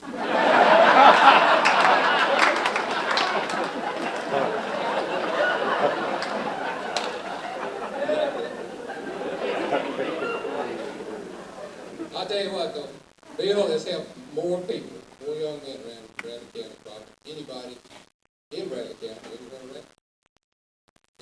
He is a good human. And Bill has always said that many times. People have been good humans. He needed money for his golf team. He needed money for his golf program and the clinic that they put on. So he got to looking around, trying to find ways to make money. He went up down 25th Street a couple times. He saw panhandlers out there. He said, that's not a bad idea. He said, no, man, that's free money. People come up there and give you money. He said, I gotta give him a good sign. Bill got his sign ready. He walked out there. First day he came home, he had a suitcase full of $10 bills. Betty said, how'd you do that? He said, well, just read my sign. Betty looked down there. $10 more is all I need to move back to Mexico.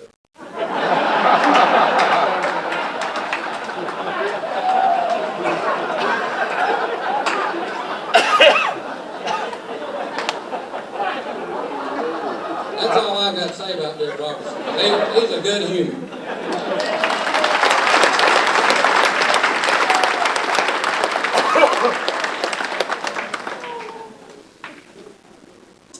Coming next is longtime coaching colleague, Johnny Moe.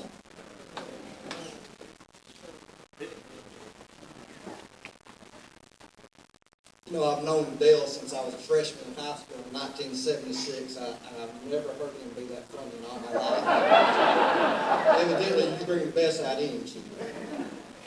It's obviously an honor and privilege to be here and be able to speak about my dear friend Chief and who I owe a lot, coming to Bradley High School a lot.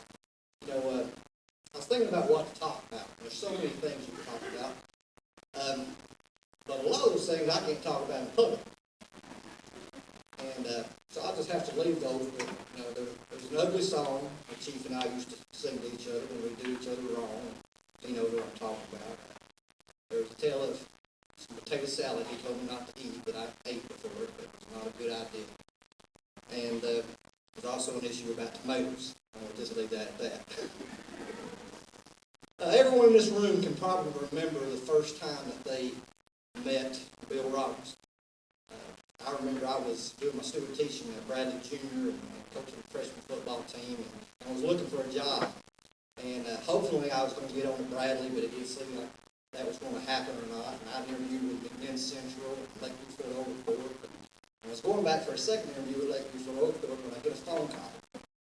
You know, the interviews at Lakeview Fort Overthorpe and McMinn Central were very, very formal. You know, I went in with superintendent, and, you know, you had to wear a suit and tie. And, you know, they asked about your teaching philosophy and your offensive philosophy and just all this stuff with the coach and the principal and stuff. Very, very, very formal and dignified.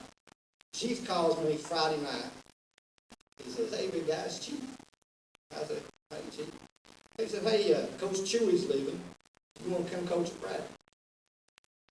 I said, "Well, yeah, sure." He said, "Well, meet me in the morning at 8 o'clock at Cherokee Restaurant." I said, "Okay." So I come in the Cherokee Restaurant. Dr. Nairn's there. And I don't even talk about the job. We get biscuits and gravy, you know, all the things that Chief loves. And we ate all that stuff. And he looks at me and says, "So you're going to coach offensive line?" I said, "Okay." Dr. Nairn said, "You're going to teach American history." And that was the end of the interview, and got the job. That's typical Chief, very informal, very comfortable, typically him. Another memory I have of Chief is coaching clinics. We always had a good time with coaching clinics. And one time, I'm rooming with Chief and Greg Guerin and Kevin Raper. I believe he's over in Nashville. Back then, I guess, with Dave Cawood being AD, you know, you couldn't get your own room or even share it. You had to pile in a whole bunch in the room because Dave was so cheap.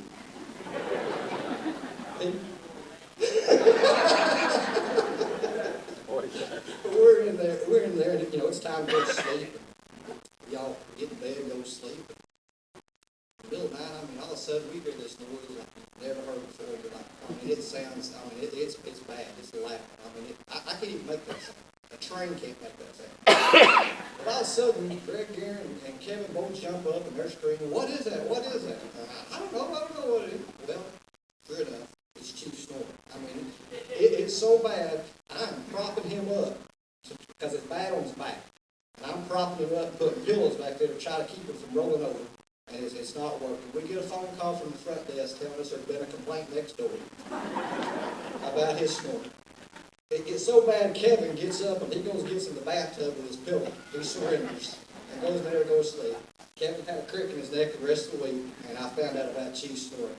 And I'm telling you, if you ever experienced that, Betty, God love you. You must love him. That's all I got to say. You must love him. But that's Chief. You know, Chief's sense of direction is not the best in the world. One time we're going to a coaching clinic at the University of Georgia, and Chief wanted to drive, state number 1. We took his old yellow and black, I believe it was an LTD, or was it a Continental? You know, you have a lot of those junk cars around. I believe it was the yellow and black LTD that we affectionately called taxi. Well, one fun thing about this car is it was, you know, had a bench seat across the front, and the latch for the seat, where you adjust the seat, didn't work. So every time you came to an abrupt stop, it's like a roller coaster. You flew into the windshield, and then you got to fly back several times before you finally settled. So we're taking that to the University of Georgia in Athens. So we're driving along, everything's going well. We come to a detour. We have to take a detour off, go through the country. We go down this big hill, this curve, we come to this 4-way stop, and we're in the middle of nowhere. The only thing there is a big red barn and cabins. I said, "Chief, do you know where we're going?" "Oh, yeah, I got it, big guy, I got it." I said, "Okay." We start driving, we're driving over hills and around. I keep asking, "You sure you know where we are?" "Oh, yeah, I got it. Well, it'd been about 2 hours. We'd come down this big hill, down this curve, down this big hill, come to a four-way stop. Big red barn, bunch of cats. I went nuts because we spent 2 hours, and we're back in the same place we started, but we're not any more closer to Athens. I'm furious, but I can't get mad at him because he's just cracking up laughing and I.e. We finally get it, but that's cheap. Another thing I remember about Chief is football practice. It was not typical. You know, I coached for several different people and around a lot of coaches, and Chief practices could sometimes take a different turn. One time we were practicing, we looked around. Chief was gone. Didn't know where he was. He just disappeared. It was during the time we were having a tough year. You know, players were down and stuff. We weren't doing very well. And, you know, we kept practicing. Well, here in a few minutes, we're good coming on the practice field. Here comes Chief in football. Chief has a pair of football pants on with pads in, pair of cleats, shoulder pads, jersey. And I don't know where he got this helmet, but he squeezed his big old head into a helmet with no face mask. He comes out there and says, "Line them up, boys. We're going to run sprints." And he runs sprints for the boys. And I don't know what that accomplished, but I tell you what it did. It took the pressure off of everybody that day. It made it a relaxing time, a lasting memory that a lot of us will never forget. During Chief's last year as head coach, if we would have had any, and I mean any, kicking game at all, we would have won at least 4 or 5 games. But we didn't. I'm dead serious. We tried 70 kids to kick a game, and nobody could kick or punt. We tried every lineman to hit people in the back. It was bad. Well, we're playing Ray County, and I think we're about 0-8 at the time. Just about halftime. We're on the 10-yard line, 4th down. Time's running out. Chief calls field goal. Coaches go nuts. We go crazy. Chief, field goal. We've not made an extra point. Well, that's the field goal. He said, no field goal, no field goal. Well, we begging. We begging. Finally, we get him caught time. So he calls time out. Everybody's just playing, Chief, please do this. You cannot do this. We cannot do this. Just think about it. He pauses for a second. Field goal. Field goal team goes out, snap is good, hold is good, and the kick hits the back right corner pylon and goes right over the top of it to the left. That's how bad that he missed it. Well, the fans are booing, they're screaming, they're hollering, they're yelling obscenities, we're going off the field. Coaches get away from Chief because, we don't want to say we had anything to do with that. And as Chief's going off the field, he just tips his hat, waves and smiles. That's Chief. That's my buddy Chief. A few years later, I moved to the central office, and Chief was at the Horizon School at the time. My job took me to Texas from time to time for some training, and Chief kept asking me to go. Every time I go, I can't believe you didn't take me. Well, I'm going to San Antonio, so I decided I'm going to take Chief with me. Chief, what he wanted to do, I went to meetings during the day, he wanted to play golf all day, and we would go eat that night. That was his whole plan. So anyway, we go to San Antonio, we get there, we arrive at the airport. Does anybody remember those bubble gum teeth? Those nasty looking teeth we followed? Well, those had just came in at this time. I didn't know he owned a pair. We're walking through the airport, and I notice everybody's looking at us. Like, what's the deal? Y'all looking?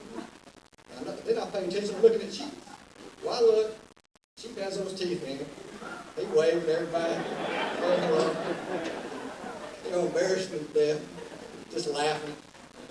Well, later that night, we go down to the Riverwalk in San Antonio. I don't know if you've ever been to the Riverwalk in San Antonio. Nice place. Beautiful. It's all kinds of nice restaurants. It's the place to go kind of in San Antonio. So we find this fine steakhouse, very nice place. We're going to go in there to eat. So we go in. And waiter comes up. I look up. Chief has those teeth. Well, the waiter, he's taking a hook, line, and sinker. Steve said, Chief says, I'll have steak, but I need it kind of rare. So I didn't have any problem with my teeth. I'm afraid to mess my teeth up. Well, the guy, he was just started, I mean, the guy tore up, he's shaking, you know what to do. Whatever he can do, and every time the guy comes back, tea or whatever, Chief, you know, he slips those things back in when the guy's coming. Finally, at the very end, Chief popped those teeth out, and realized the joke was on him. Again, that's Chief, never a dull moment. You know, everyone here knows that Chief is fun, and Chief is full of life, always smiling, always enjoys life. What impressed me the most about Chief, then and now, is his true love and caring heart for young people. Many, many times I remember him getting clothes, jeans, shirts, shoes, for players that couldn't afford it. I remember him getting them jobs. I remember him trying to build character and make our players better people. As he put it, better humans. Chief built a sense of family on his teams, and I'll always cherish being a part of that family.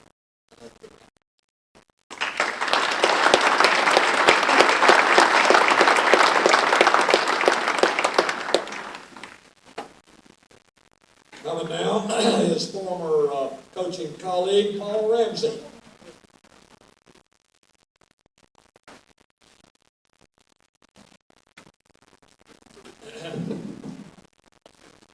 Appreciate the comments earlier there about Todd Shoemaker. Mr. Shoemaker, thank you. I'm sort of wondering, will you thank Coach Robertson for paddling you? I'm not following that too much, Coach. Thank you for not paddling me. I appreciate that. We go back a long way. First, I'd like to say it's an honor for me to be here tonight. But that would be a lie. So, I've been told to tell the truth, and that's what you've always told us. I'm not going to do that. When Greg asked me to be here, actually, I thought I went out because we had a school board meeting tonight in the city, but it started at 5:30, and he said this didn't start at 6:30, so man, I'm having to come. And I assure you folks, I'm sorry for the family here that you have to sit through all this. This is a roast, right? This is a roast. But, you know, you had to be here. You didn't have a choice, as other people did.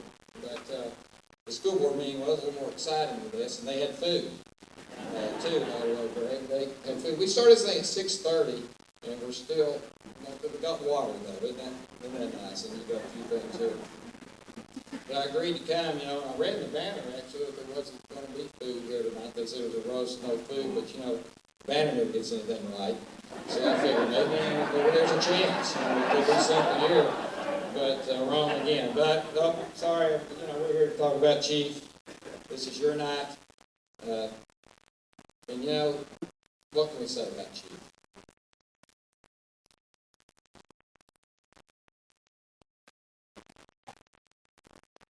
Thank you very much. Let me be serious. Let me be serious for a minute. You know, there's been a lot of people that have had a tremendous impact on my life. And that has nothing to do with you. I'm not even sure why I said that. But anyway, Chief and I go back a long way. I think, we got together in about 19, and the stories I'm going to tell you tonight are true, because let me tell you, nobody could make this stuff up. The things that he did are not possible to make up.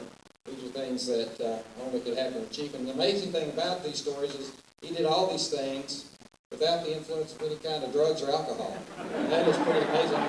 Most of the things that he did, you had to be on crack or something to be doing these things, but he did it without that, so we're very proud of that. But actually, I started as a freshman at Bradley High School back in about 1971. Coach was my football and basketball coach. And, I played football, the quarterback on that team, and then, I'm glad to know that he did coach basketball as well. And our football team that year was finished, I think, the season like 3-4, 4-3, something like that. But the basketball team was 9-1. So we did much better. As a matter of fact, the only game we lost, Coach, you weren't there. Bill Palmer filled in for you because you couldn't be there. So actually, you did have an undefeated season, 9-0 basketball freshman. And it's obvious you made a poor career choice. If you had taken basketball instead, you might have well been able to do something in your life. Bill Palmer here, by the way, I'll forgive him for that loss. But he also coached defensive backs at Bradley High School. I played football, and my junior and senior year, Chief was our defensive backs coach. And our motto was, don't get beat deep. I think I saw Jerry McGuy here, he might have left, but our motto was don't get beat deep, and David, we didn't get beat deep. We got beat short, we got beat long, we got beat in the middle, in the out, in the end, you know, the flag, the post, we got beat everywhere else, but by golly, we didn't get beat deep. Very many times. He was also my homeroom teacher. And I know this, Chief was my homeroom teacher. I know why they called it homeroom, because we were in the room, I think he must have been at home. He was as a matter of fact, me being the bright young man I was, and he recognized me as a good student and a good fella, I had to take a roll every day. And to this day, our homeroom is the only homeroom in the history of Bradley Central High School that had perfect attendance for a year.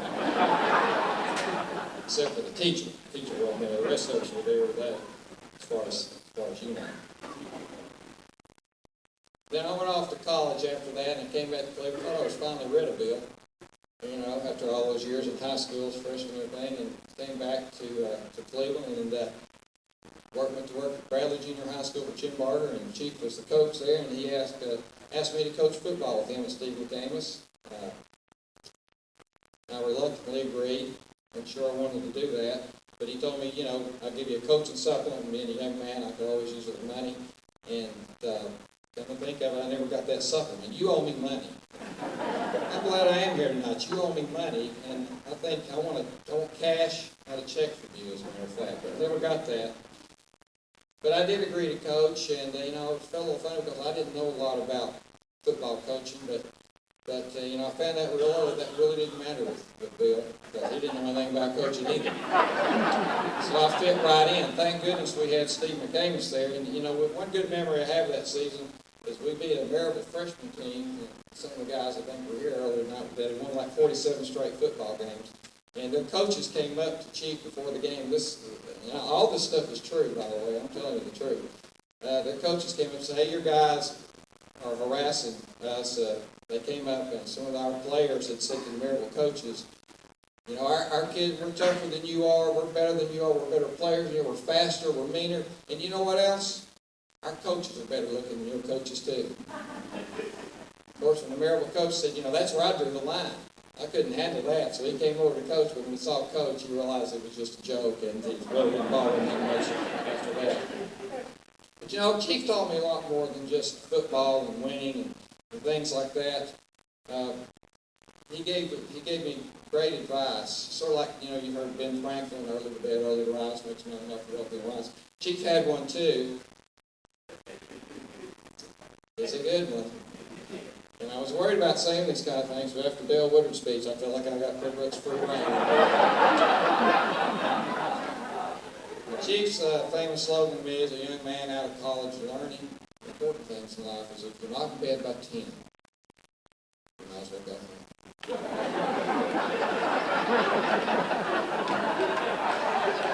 I didn't take that advice. I was a little more persistent than that. I stayed out to 1 or 2, and it still didn't do me any good, but I gave it a shot. Sorry, preacher, they said true stories here. But in my great wisdom, I did, Betty will be glad to know this, I should have talked to you before. Yes, but still, I'm sorry. I did take his advice on women and love and marriage. And as some of you know, I've never been divorced twice. I should have been listening to Dr. Phil and listening to Dr. Bill.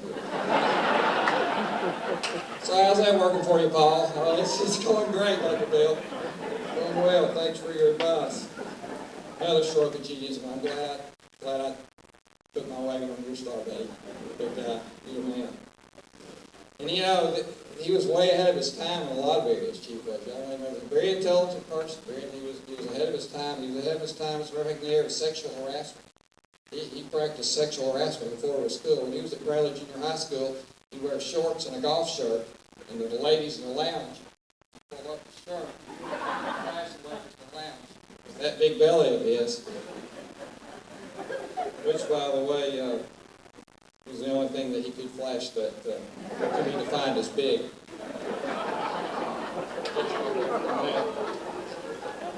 When wasn't sure how to say that, but I thought, you know, what would Chief do in that situation? So there you got it. I can also remember his days at the junior golf clinic. I took my son out there hoping, you know, he'd have an influence on my son, and so I took him out to the junior golf clinic, and he was a young man several times, and he's not picked up a golf club since. But I remember those days, and this is true too. You know, there'd be 100 junior golfers out there, 6, 7, 8, 9, 10 years old, and they'd be out there, balls everywhere, clubs swinging, and everything else. And I remember at the end of the thing, I was sitting there watching, he'd call them all together and he'd say, okay, boys, all right, okay, all right, it's been a good day. Nobody got hit, nobody got hurt. It's been a good day. That was how you define a good day at the junior golf clinic. Bill, it's been a good day. As a matter of fact, it's been a good life knowing you as a friend.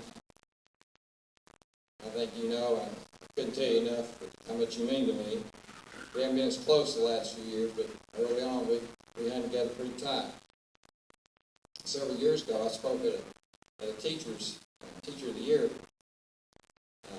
meeting, and I thanked several teachers who have been a great influence on my life, and Bill was there. And unfortunately, I didn't mention him as one of those teachers who had a great influence on my life, and he reminded me of that when it was over. And the reason I didn't say it then is because I was saving it for tonight. Okay? But I do appreciate you. I appreciate your humor. I appreciate your wisdom. I appreciate the fact that you believed in that 14-year-old, 5'2", 125-pound quarterback, gave me a chance to play. Gave me a chance right out of college to coach and work with you, and just had a super time. And I really think that God placed you at Bradley Junior High School for a lot of reasons, for a lot of kids, but I know for a fact one of those reasons was me. And I thank you for that, and I love you, and I wish you the best. You are the best. Thank you.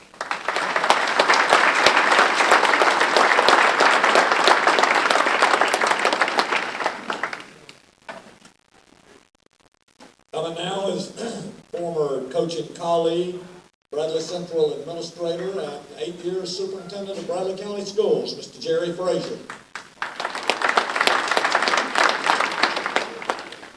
Thank you very much. The day I met Chief, he and I slept in a double bed that night.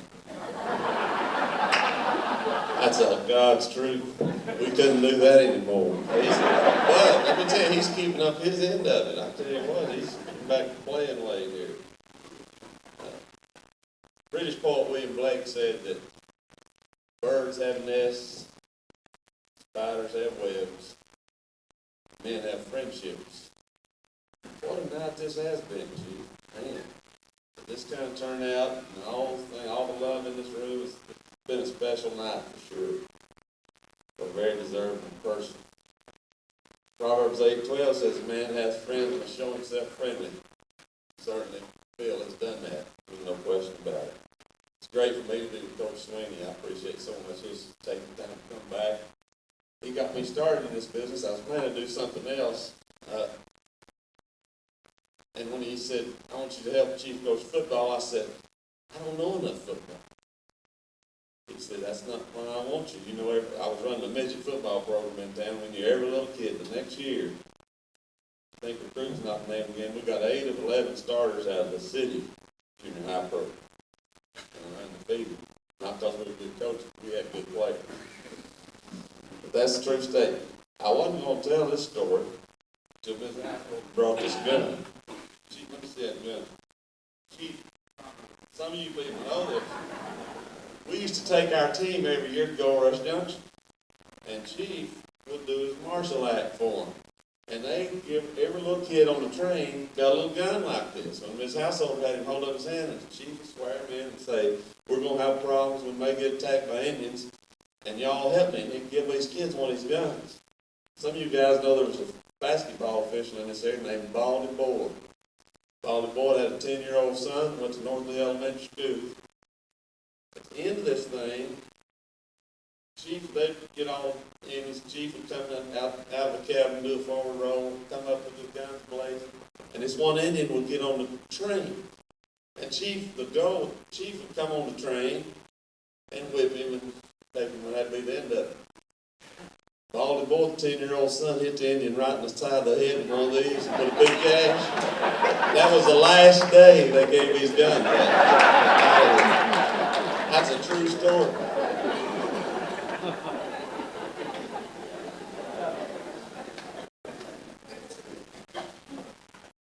Success that have emanated from Terry Sweeney through Bill Robertson and on down, just countless.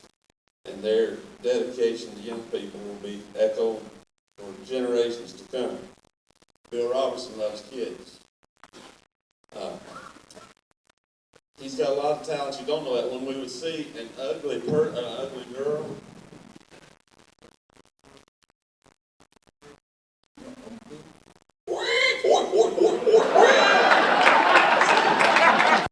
talent y'all don't know about. I said, well, how you think she looks? That's what he did.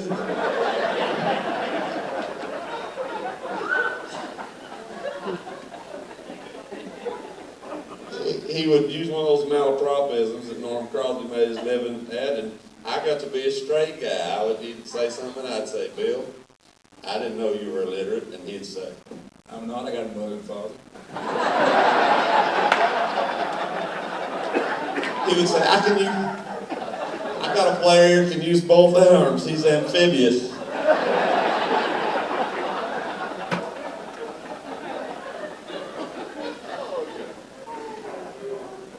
And Turner Jackson was right in the paper when he said, Bill's got friends everywhere. I've been to New Orleans, Jacksonville, all over, and everywhere we go, if you're out there very long, somebody hates you. He's got friends all over the country. My wife's cleaned apartments in a lot of places. He lived with my brother, and when he coached McMinn County, and we'd go visit, and Tamara wouldn't go in without cleaning the place up. That was pretty tough. We sung hymns together in church. We've had several requests, but we sang anyway. But our best singing was when we sang along with Merle or Conway on the way back from scouting trips. We were really good. They're fixing to give Merle Haggard an award at the Kennedy Center. And they just didn't hear us, or it would have been us instead of him, I'm sure. We started an alternative school, and Bill was the principal. And Martha and lots of people would say to kids, we're going to sit you up here, this is your last chance. Bill's attitude was, no, it's our last chance. We're going to save this kid. We'll do it right here. And he was successful many, many times over. And many kids and families benefited from that. I don't know if it's time for him to retire or not, but last Friday night there was a fight broke out across the field at the Bradley football game, and the coaches went sprinting across the field. Bill walked out about the hash mark, scratched his head, turned around and walked back. I guess he figured they already had it handled. But he sensing everybody going over there. I don't know if you feel like football's a microcosm of life that teaches really important lessons, or if you think it's just for fun.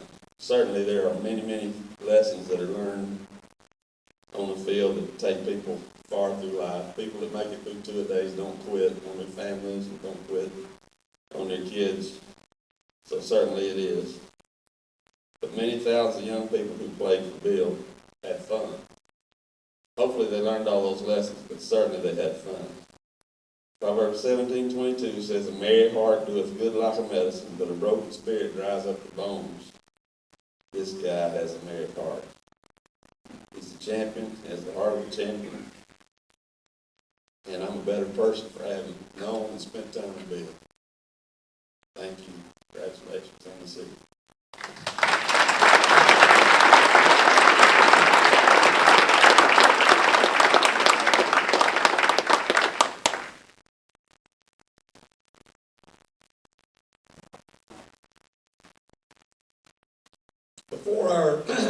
speaker comes, in special recognition earlier this evening, I've noticed that we didn't single out three other individuals. Two of them are longtime coaching colleagues that are not on the speaking part of the program, and the other is the former principal of Bradley Central High School. We're glad to have Mr. John Driver. Mr. Driver, if you'd stand.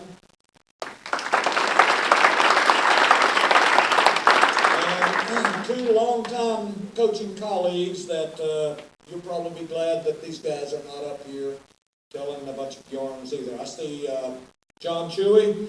John, if you would stand. And also, longtime coaching colleague Bob Zavalin. Coach Z, if you would stand, we're glad to have you with us.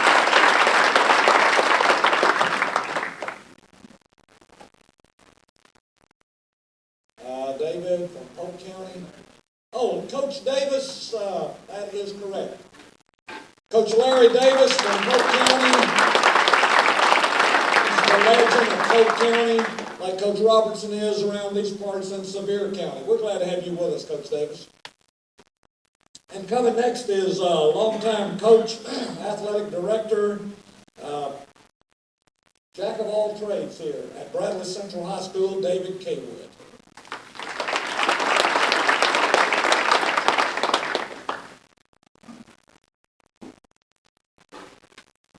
Thank you, Earl. You forgot to add jack of all trades and master of none. Probably my wife should be up here doing this since she's worked with Bill for the last few years at the Horizon School, but we talked her out of that. She might know too much. And I hope I don't get up here and do like the governor of Arizona and freeze up and not know what to say. I don't really have the notes and so forth that a couple of my colleagues had. I don't know how long Dale worked on his presentation, but you did a good job. Best I've ever heard you do, matter of fact. But I knew I was going to be down the order in speaking, and I figure everything would have been said, you know, about football, golf, wrestling. So I decided to talk a little bit about baseball. Remember, Coach Swinney asked me if I'd take the baseball program. And I did. That was in 1969, I believe it was. I think I had a different assistant every year, and one year you drew the short straw, and you were my assistant. The only person that I know of that Bill Talley could out-hit when he was hitting fun goals. Some of you won't understand that, but they don't know what I'm talking about.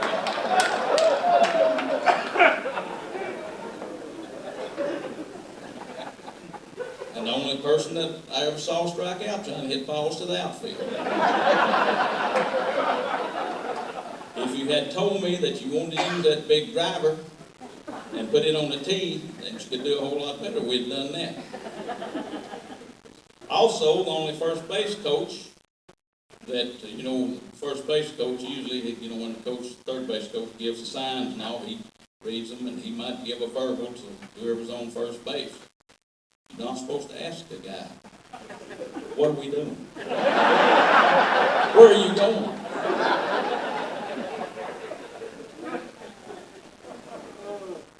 And you're also not supposed to bag up the bats and balls and all before the game's over. Just because we're just 2 blocks away from Shoney's, and they got that, was it chocolate pie or did you eat the strawberry pie?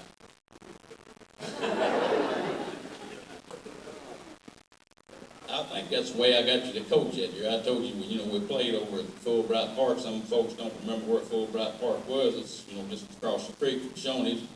I told you that we'd be there real close. And I did have to tell you that Yogi said that, you know, when you start bagging that equipment up, getting ready to go to Shoney's, that it's not over until it's over.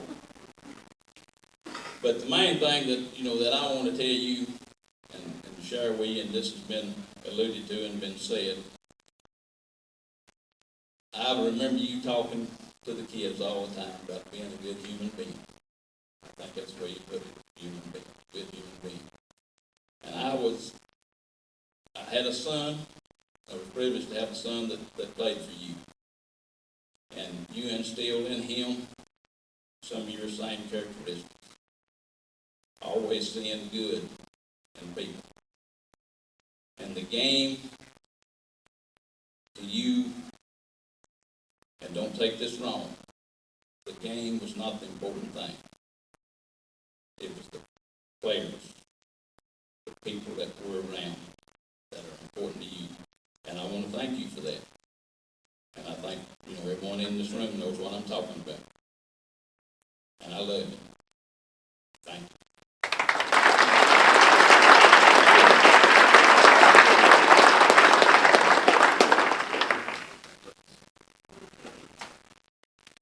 An MTSU Blue Raider himself and a legend in Polk County, longtime coaching colleague and friend, John Dixon.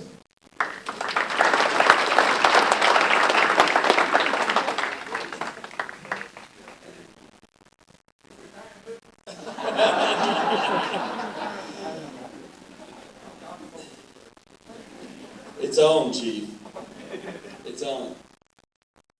1972, I was in graduate school at Robertson. Had a date. We lived in a little house right off campus. We were watching, I think, we had a little meal cooked. Chief and I talked way too much, obviously. It's going to give you a side that some of you women may pass out. We were about halfway through the game, heard a little commotion in one of the side doors. This was during the streaking time. Here come a big guy in tidy whities with a mask on, streaking right in front of the television set. My dad said, I think I need to go on home. Chief will remember that. I went to Chief to the coaching clinic one time, and I'd heard about all this storm.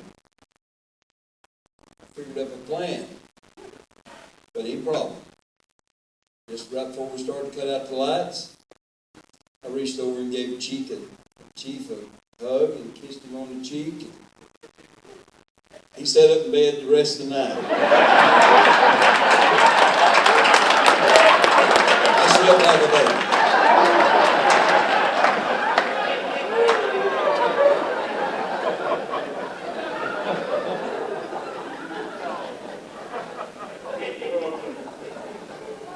Chief called me one day. I was coaching. He was coaching over here. I was coaching in Polk County. And he never says a decent sentence.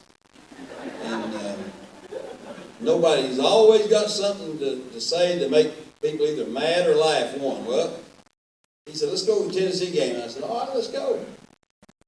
I ain't never been talked to like that. We stopped at First Tennessee and he drove to check. And the lady said, what size of bill did you like? And he said, I don't care as long as it'll fit in my wallet here.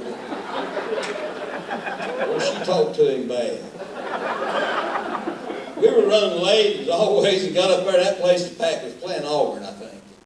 And the only places right there, they had a big parking lot, and the entrance was the only place you could fit a truck. And Chief just pulled that truck right in the front. And we started walking toward the stadium, running. In a few minutes, here come a cop after us and said, grabbed Chief, said, are you in that pickup back there? He said, I don't reckon. I'll go check and see if you want me to.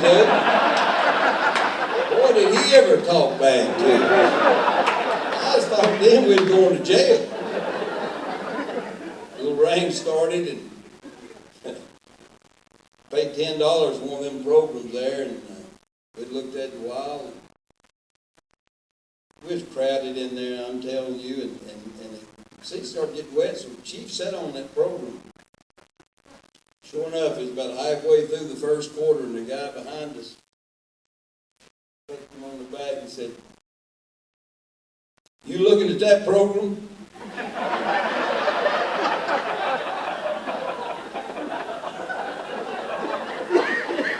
Chief got up and turned the page and said, yeah.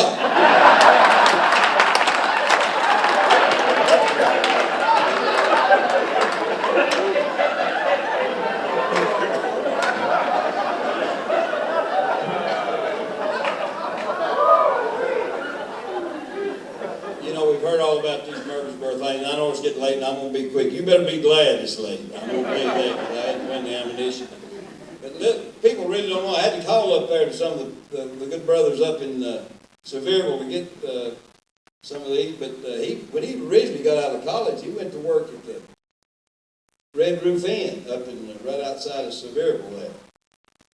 And he thought about making a career in that for a while there, and until one night about 11 o'clock, the old boy called and he said, "This is room 221 up here." He said, "I've got a leak in my sink."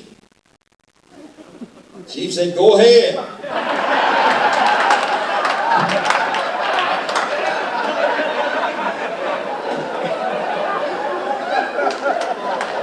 They fired him and he went into coaching, and the rest was history.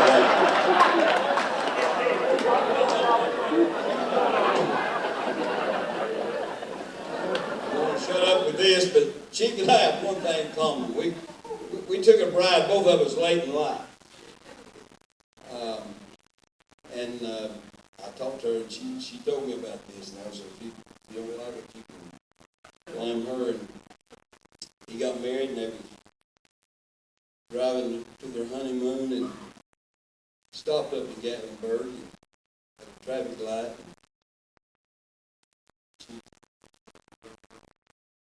Take on the cheek there. She said, "Honey, we're married now. You can go further than that." He drove on into Asheville. Chief, I love you, buddy. Laughter is good medicine. We love good medicine.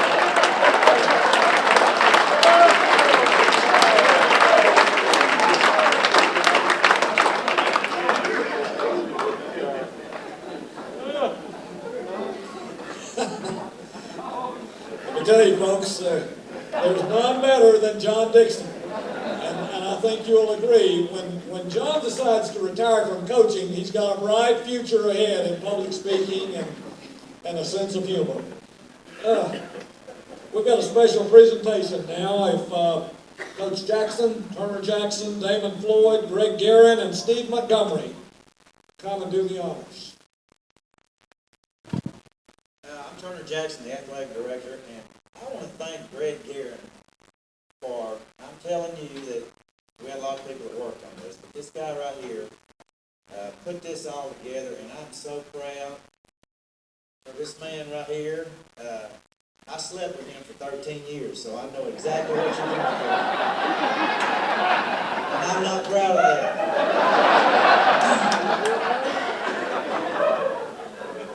I've got some wrestlers in the back. When you talk about shortcuts, he was my driver. We'd go to Huntsville, Alabama, and I've been there many times. It only takes 2 hours. It took us 3, because Chief took shortcuts. Those 2 guys sitting back there, they know what I'm talking about. Don't let him take another shortcut. And Ms. Frazier, you talk about rehabilitation. You know, Chief would, I've never seen a man that strong. I wrestled on the college level, and I saw some strong people. He used to come up to me and pinch me and go, "Aye!" And I'd go, "God, coach, that hurts." Never lifted weights since I've seen him 30-something years. He's the strongest person I've ever seen. He didn't rehabilitate those boys. He grabbed them. I cut my hair too. He's one of the strongest human beings. He used to hold. He worked with our upper weights. Not because he was bigger, but because they could eat. The rest of us used to go lose weight. "Where are you going, Chief?" "We're going to go eat." So all my heavyweights bonded with Chief. You know, I used to call him, he got older and he got that silver hair, and I called him a big silverback gorilla. Because I'm telling you, he could crush you. No wonder they couldn't tackle him. He's unbelievably strong. He took my heavyweight to the Huntsville. We used to always go to the Huntsville tournament, and Chief and Eddie, our heavyweight, went to see the chimp, the only living chimp that was left that's been in space, and it died that day. That is not a lie. I said, "You know what, Chief? He thought you was a gorilla." It died. We won won the tournament that night, we had to have a pin. We had Eddie Cross. Eddie Cross was unorthodox. That means you do it wrong, but you still win. That's what that means. He was unorthodox. I wrestled him every day. We didn't teach him much, but he was pretty good because he was strong. And I told him, I said, you know, we got to have this win. If you pin, that's good. But you know what, Eddie? You just win this championship. Chief says, if you win, I'll get you a cheeseburger. You know, we read all these books about motivation, all this stuff. And Chief promised him a hamburger. He's wrestling a guy that's pretty athletic. He gets taken down, and he switches him and pins him. And he points to Chief and says, I want my hamburger. We won the Huntsville Invitational because he gave a guy a cheeseburger. If I can, and I'm not going to stay up here long, but, and Coach, I appreciate you letting me follow John Dixon. That's really nice. I worked with John Dixon at the swimming pool for 15 years, and when he quit, I almost quit. He's the funniest man I've ever been around that's not a professional comedian. I'll say one more thing, and I'm going to share this because I think it's funny, and he's gone. But Brian Copeland told me a story today that if it's not Chief, I don't know what it is. He said, you know, we were done with practice, and Chief is making a sandwich. And I'm still in the dressing room, getting ready to go home. And Chief comes out in his underwear and hands me an egg salad. Now, fortunately for most of you in here, you've never seen Chief in his underwear. It is not like the commercial, I promise you that. I said, Brian, did you eat that egg salad? He said, it's the best egg salad ever. Bill Robertson has made coaching in my 32 years here fun. You know, sometimes coaching, I think coaching is way overrated. We stayed in a long time, and he's doing it for 44 years. That's unbelievable. We have people that quit after 5 years. I'm tired of that. I'm retiring. I'm done. 44 years he's made it. He's made it fun the whole time I've been here because of who he is and what he's about. We have what's called a bear walk. That's where our football players come down into the stadium. That is no longer the bear walk. We are holding up a sign from this point, well, tomorrow night, because we got to get it up to. It's going to be the Bill Chief Robertson walk, a bear walk.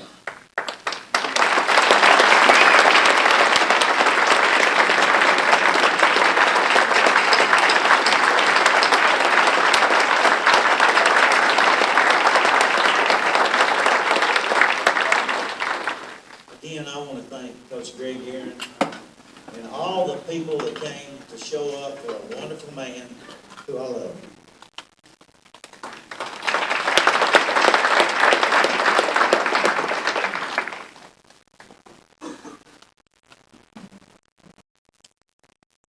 Coach Kevin Raper, longtime colleague and also coaching assistant.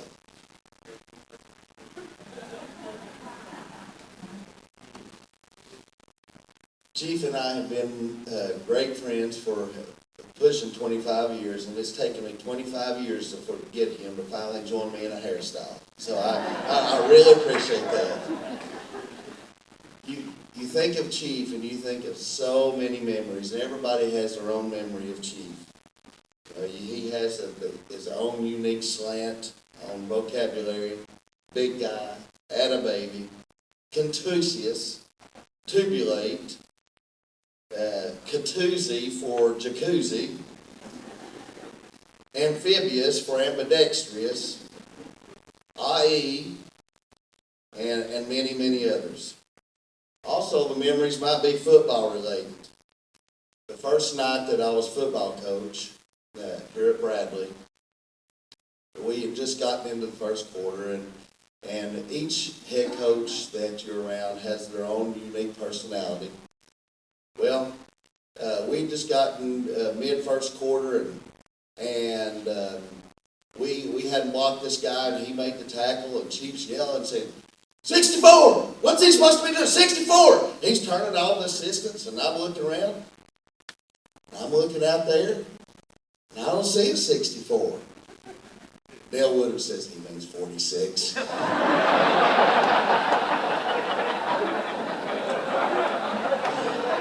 Okay. From that point on, I knew what the number it was referring to. Another football moment was this one.